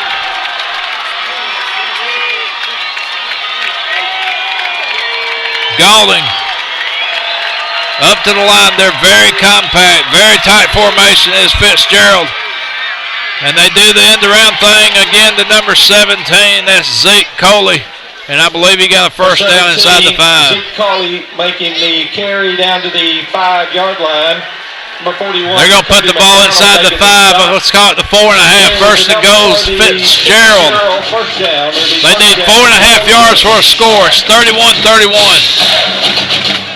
3rd round playoff game from Jefferson, Georgia. We're at Memorial Stadium. The winner goes on to play Greater Atlanta Christian in Early County, which I hear is all tied up themselves at 24 apiece. And it looks like Fitzgerald may have got in for the touchdown. No signal yet. Yes, touchdown, Fitzgerald. 4.5-yard run. And for the first time tonight, Fitzgerald enjoys a lead. It's 37-31 with a point after touchdown pending. And maybe for the first time tonight, I'm hearing the Fitzgerald band. I'm sure they've played more than that, but seems like they're playing a little bit louder this time. Jefferson late getting a man off the field. Let's see what the referees call.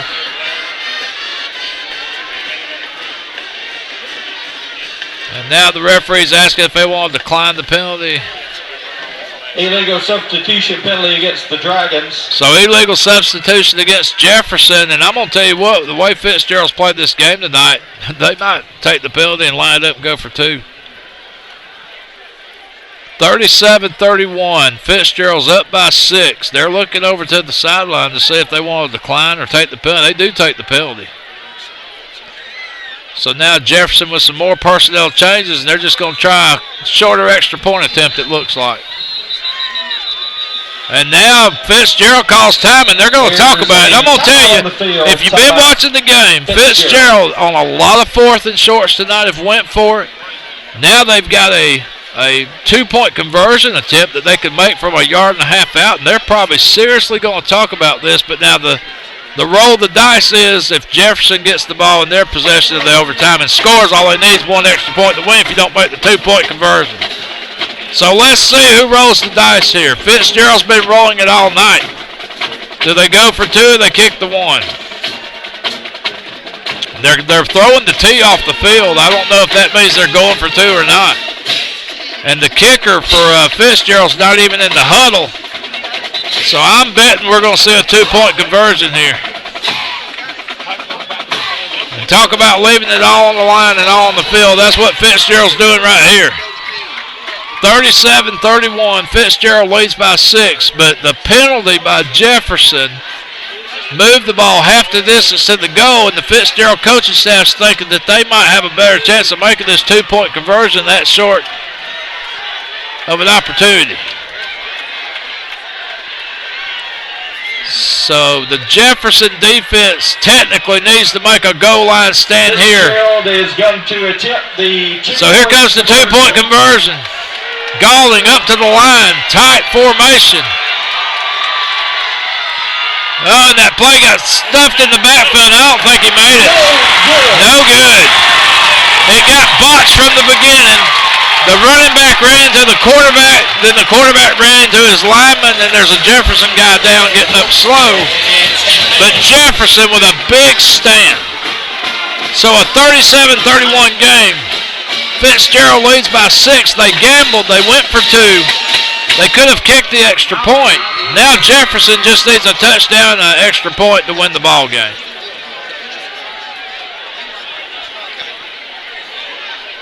So here comes Jefferson. Here comes Sheriffs. But now remember, the last 2 times that Jefferson's had the ball, they've not moved forward. They've moved backwards. They've had a hard time this 4th quarter moving the ball. Let's see what happens here in overtime. They're on the 15, 1st and 10. Shotgun Sheriffs. He puts Hill in motion. Sheriffs is going to keep it. Cut it back up the middle. Touchdown. Touchdown Sheriffs. And it's a tie ball game. 37-37. And now, if you're Jefferson, all you need is the extra point, and you go on to the next round. Winner of this game plays Greater Atlanta Christian and Early County winner, which we last heard were all tied up at 24 apiece.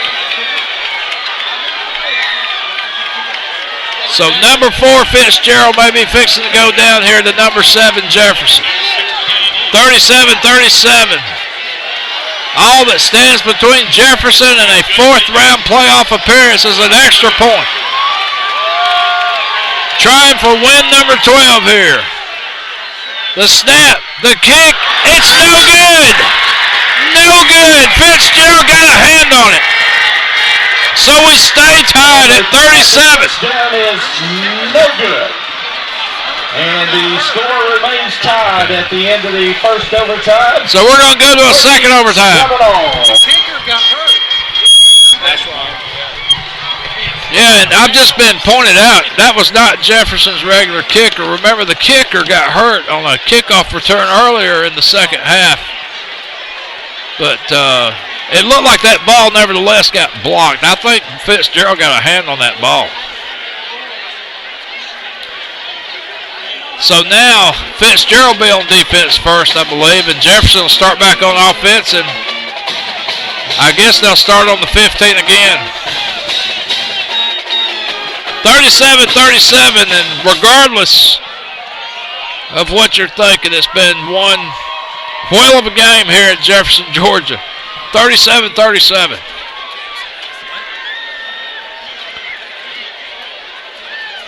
So a lot of time being used to talk over strategy in these overtimes. Again, the winner of this game between Jefferson and Fitzgerald will play the winner of Greater Atlanta Christian and Early County, which we last heard were tied up 24 apiece.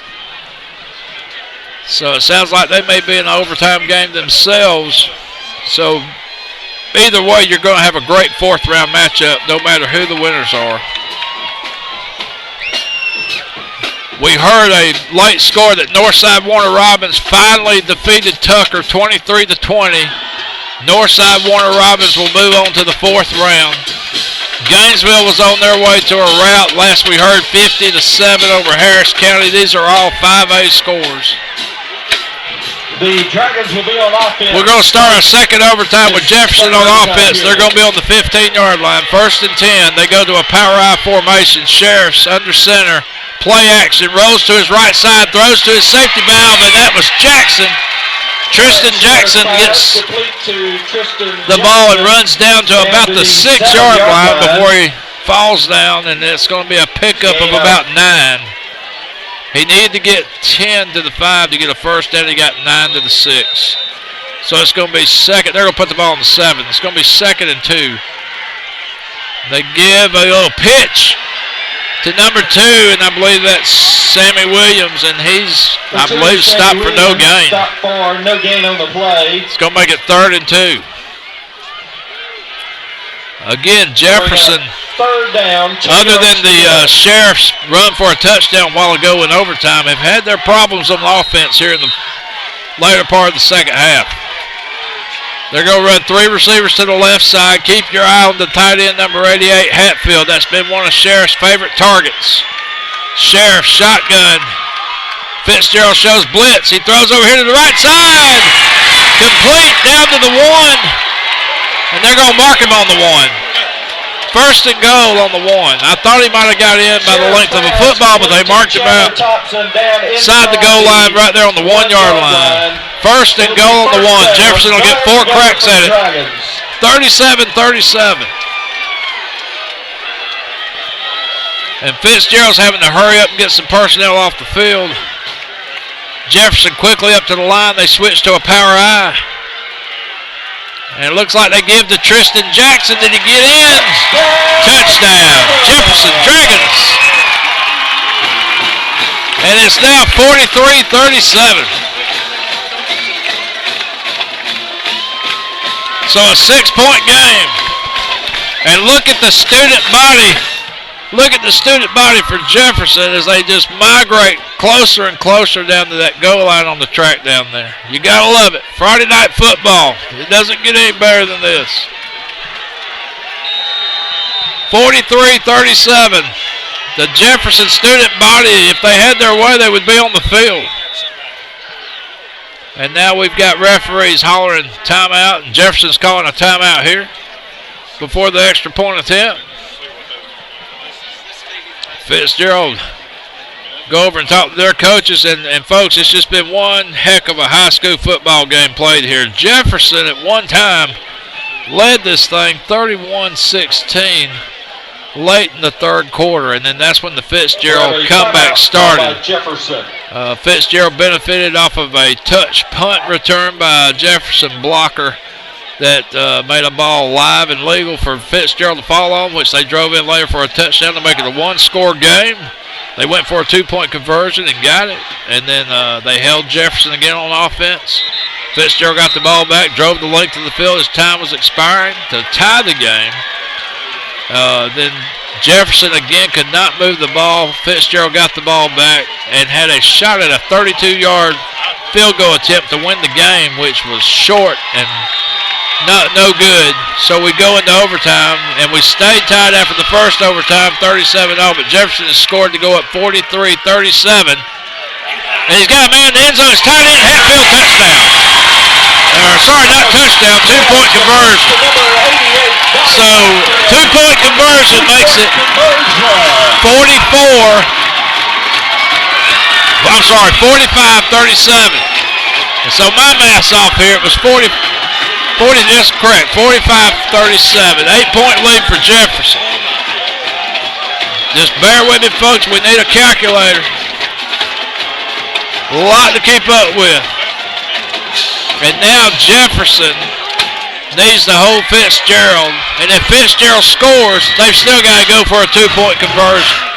8-point lead for Jefferson. Fitzgerald will put the ball in play at the Fitzgerald starting the 15-yard line. They're trailed by 8. Galding, man in motion. That's going to be Stewart. He's tripped up, thrown down around the 16. I'm sorry, the 11. For 17, Zeke They're going to mark it down at the 11. It's going to be 2nd and 6. 45-37. Second overtime. Jefferson Fitzgerald, third round playoff game of the 2012 Georgia High School Athletic Association football playoffs. Again, another score we had earlier from 4A. Monroe area 31, South Effingham nothing. Here Gaulding gives to number 12, Ron Swain, nothing doing. I don't think he even got back to the line of scrimmage. Maybe a yard. Give him 1 yard. We're going to call it 3rd and 5. And Fitzgerald now with 2 cracks to try to get a first down. 3rd and 5. They trail by 8.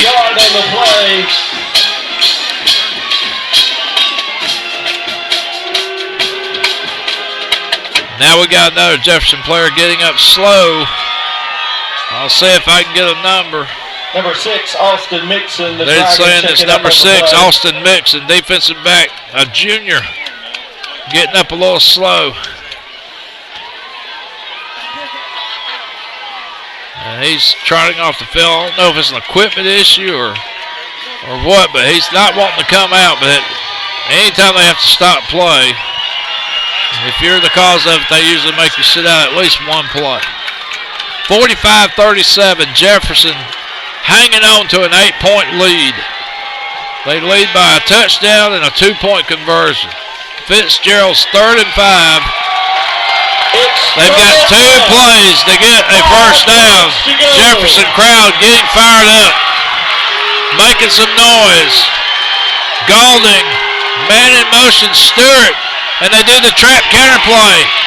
And they get down to around the 5 and maybe a first down. It's going to be very, very close. Number 7, Larry Stewart, carries down. No official mark. They're going to mark it short of the 5. They're going to call it 4th and the length of a football.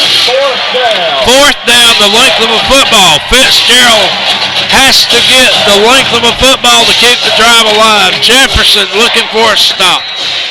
Second overtime action, 45-37.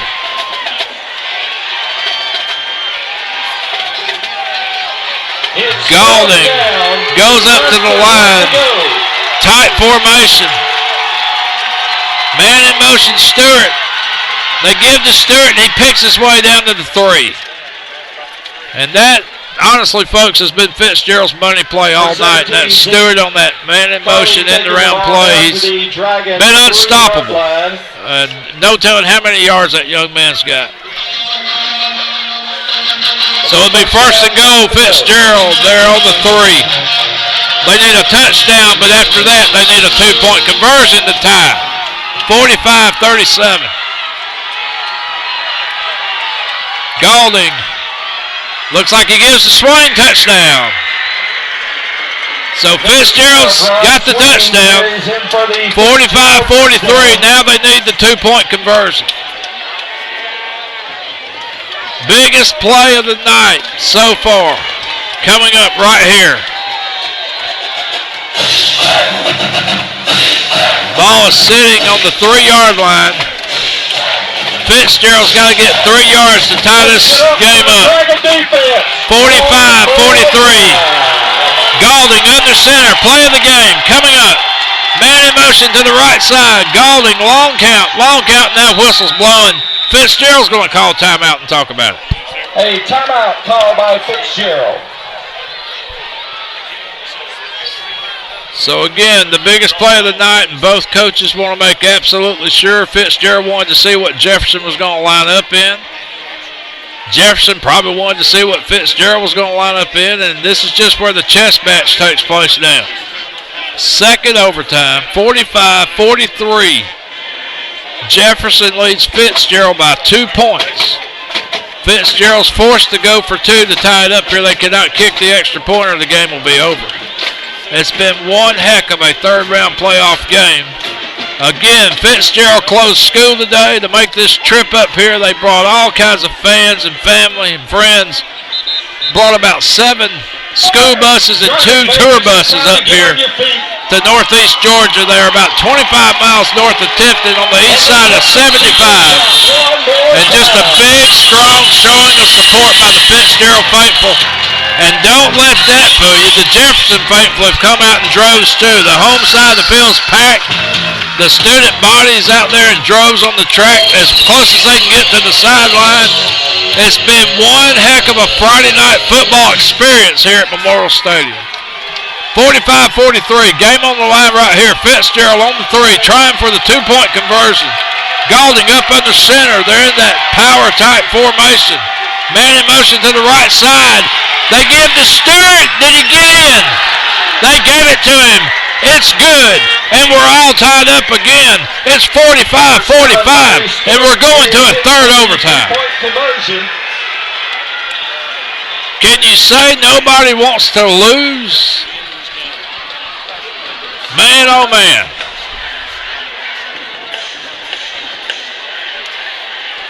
So again, everybody's going to breathe a little sigh of relief. They're going to wipe the sweat off their heads, even though it's about 40 degrees out here and everybody's wearing coats and hoodies, and we're going to try this thing again for a third overtime. So I believe it goes back to a coin toss. I don't think Fitzgerald automatically gets the ball to start this third overtime. I believe they'll flip the coin again. I think. I may be mistaken. They've got the ball on the 15 like they're acting like. Fitzgerald may go ahead and get the ball. 45-45. Nobody's heard anything else about Greater Atlanta Christian. They did.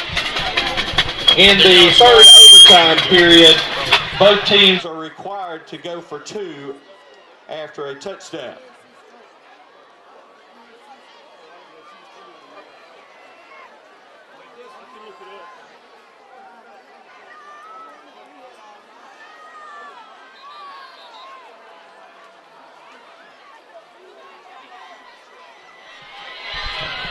And before this third overtime starts, we just got a late word that Greater Atlanta Christian has won their football game, and they will go on to the 4th round to play the winner of this game. Greater Atlanta Christian defeated Early County.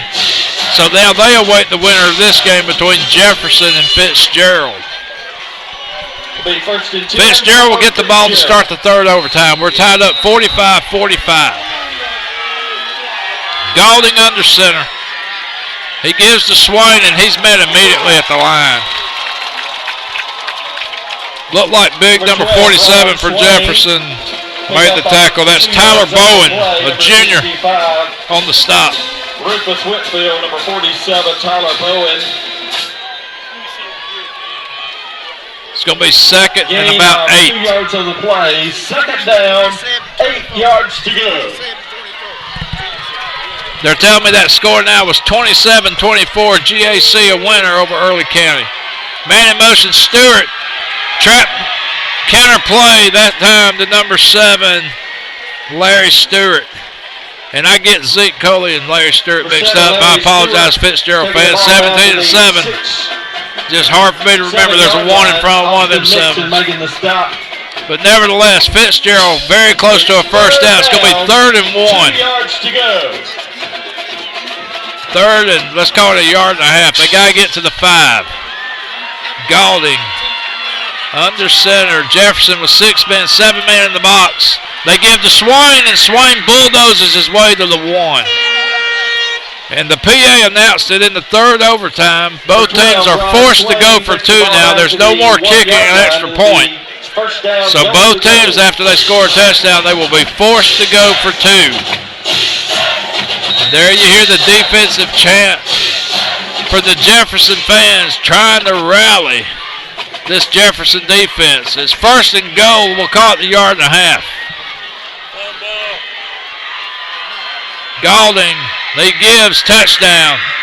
Touchdown Fitzgerald. Number 12, that was Swain. In for the Fitzgerald touchdown. Now they regain the lead. It's 51-45. They will be forced to go for 2 now since it's the third overtime.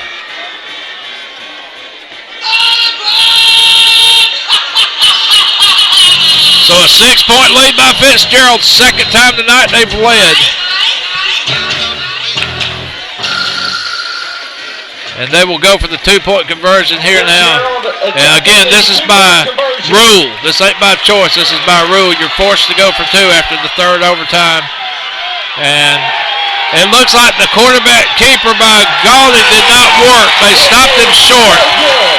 So it's going to stay a 6-point lead. So now Jefferson gets their chance to score, and they'll get their chance to run a 2-point play to try to win this thing. 51-45.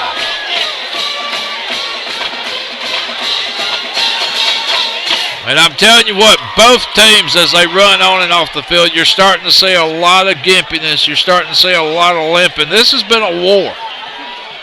And every overtime that continues here, no matter who wins this game, it might start being a bad thing for next week. Anytime you play extra football and you're in the playoffs, it doesn't bode well for the next game. So one of these teams would like for this thing to end right now. Sheriff, shotgun, looking, throws to his short man. That was number 2, Sammy Williams, but incomplete. Pass was a little flat, a little bit low, and Sammy couldn't quite catch up to it as he was trying to cross the 15 to take off running with the ball. He may have been looking upfield before he caught the ball. It's going to be 2nd down and 10. Jefferson on the 15. We're in the third overtime. Fitzgerald leads by 6. Sheriffs with a pass to Dalton Hill. He fumbled the ball. They're going to say incomplete pass. Boy, I'm going to tell you what, that was close to a catch and a fumble. If that would have been ruled a catch and a fumble, Fitzgerald covered it in the end zone. It'd been a ball game, but they ruled it incomplete. Now it's 3rd and 10. 3rd down and 10. And Jefferson's got 2 tries to get a first down here. Fitzgerald leads by 6. Winner goes on to play Greater Atlanta Christian in the next round. That'll be round number 4 next week of the Georgia High School playoffs in Class AA.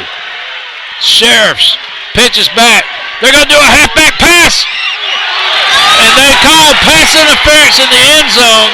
It looked like the Jefferson player might have caught it, but I can't tell from this angle, but I'm pretty sure they're going to call pass interference. There's a penalty marker on the play. Pass interference. So that'll be a 15-yard penalty, and they'll basically put the ball. That might be half the distance, or will it be a spot foul? Let's see. I think typically a pass interference is a 15-yard penalty, and they're going to call it half the distance. Automatic first down. It'll be 1st and goal on the 7.5. So now Jefferson basically with 4 more tries to get a touchdown here. So we'll call it first and goal on the 7.5. Sheriff under center. He's going to do a quarterback keeper. Pitches it to the right side to Sammy Williams, and he's slung out of bounds around the 5. Number 2, Sammy Williams. Gain of about 2.5. At the 5-yard line. It's going to be 2nd and 5. 2nd and goal from the 5. Gain of 2.5 on the play. We're in the third overtime from Jefferson, Georgia. Jefferson trailing Fitzgerald 51-45. A 6-point lead for the Purple Hurricane. But the Dragons are threatening. They're on the 5. 2nd and goal from the 5. Sheriff's under center. He breaks his backfield up. And he's going to do a play action pass to the end zone. Touchdown. He hit his running back Tristan Jackson out of the backfield for a touchdown. And now we're all tied up again at 51 apiece. But the all-important 2-point conversion comes into play once again. Jefferson's got 1 try to move the ball 3 yards and go on to the 4th round of the playoffs to face Greater Atlanta Christian. And it looks like Fitzgerald's going to call a timeout now and try to figure out a way to line up and stop this potent Dragon offense. 51-51.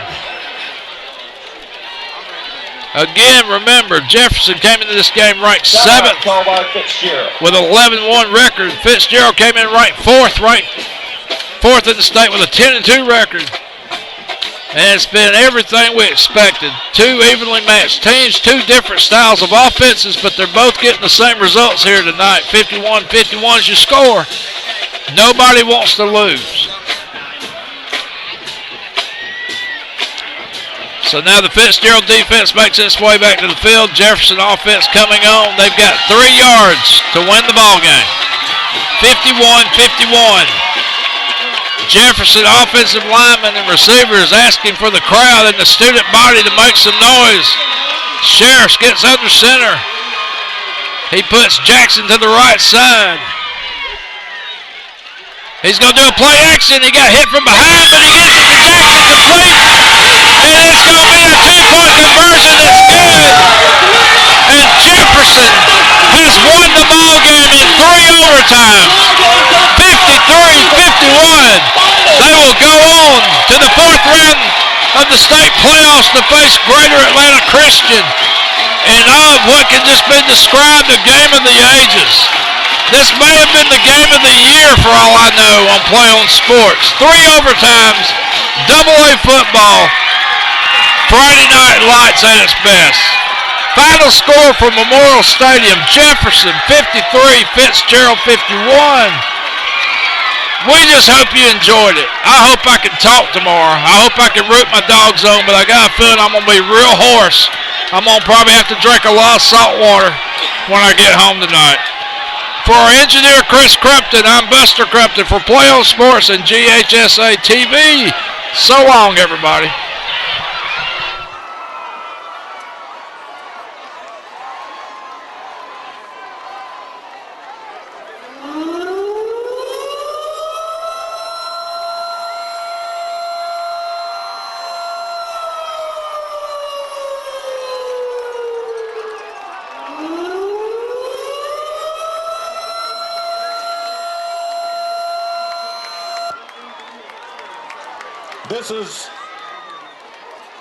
This is a special weather statement issued by the local weather service. The all clear signal has sounded. The Category 5 hurricane that was forecast for the area has been downgraded to a tropical storm. It is now safe to return to your homes until next week.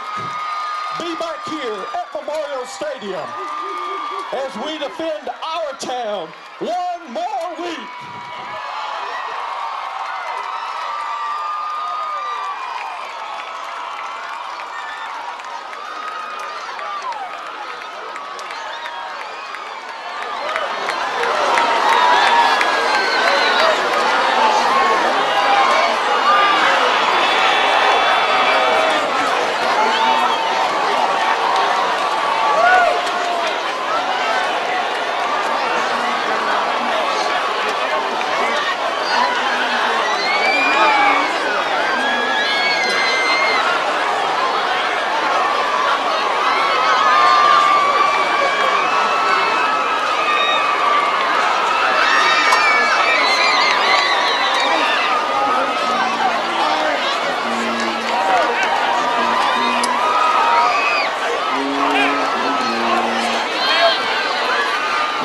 The Dragons' opponent next week will be the Spartans of Greater Atlanta Christian.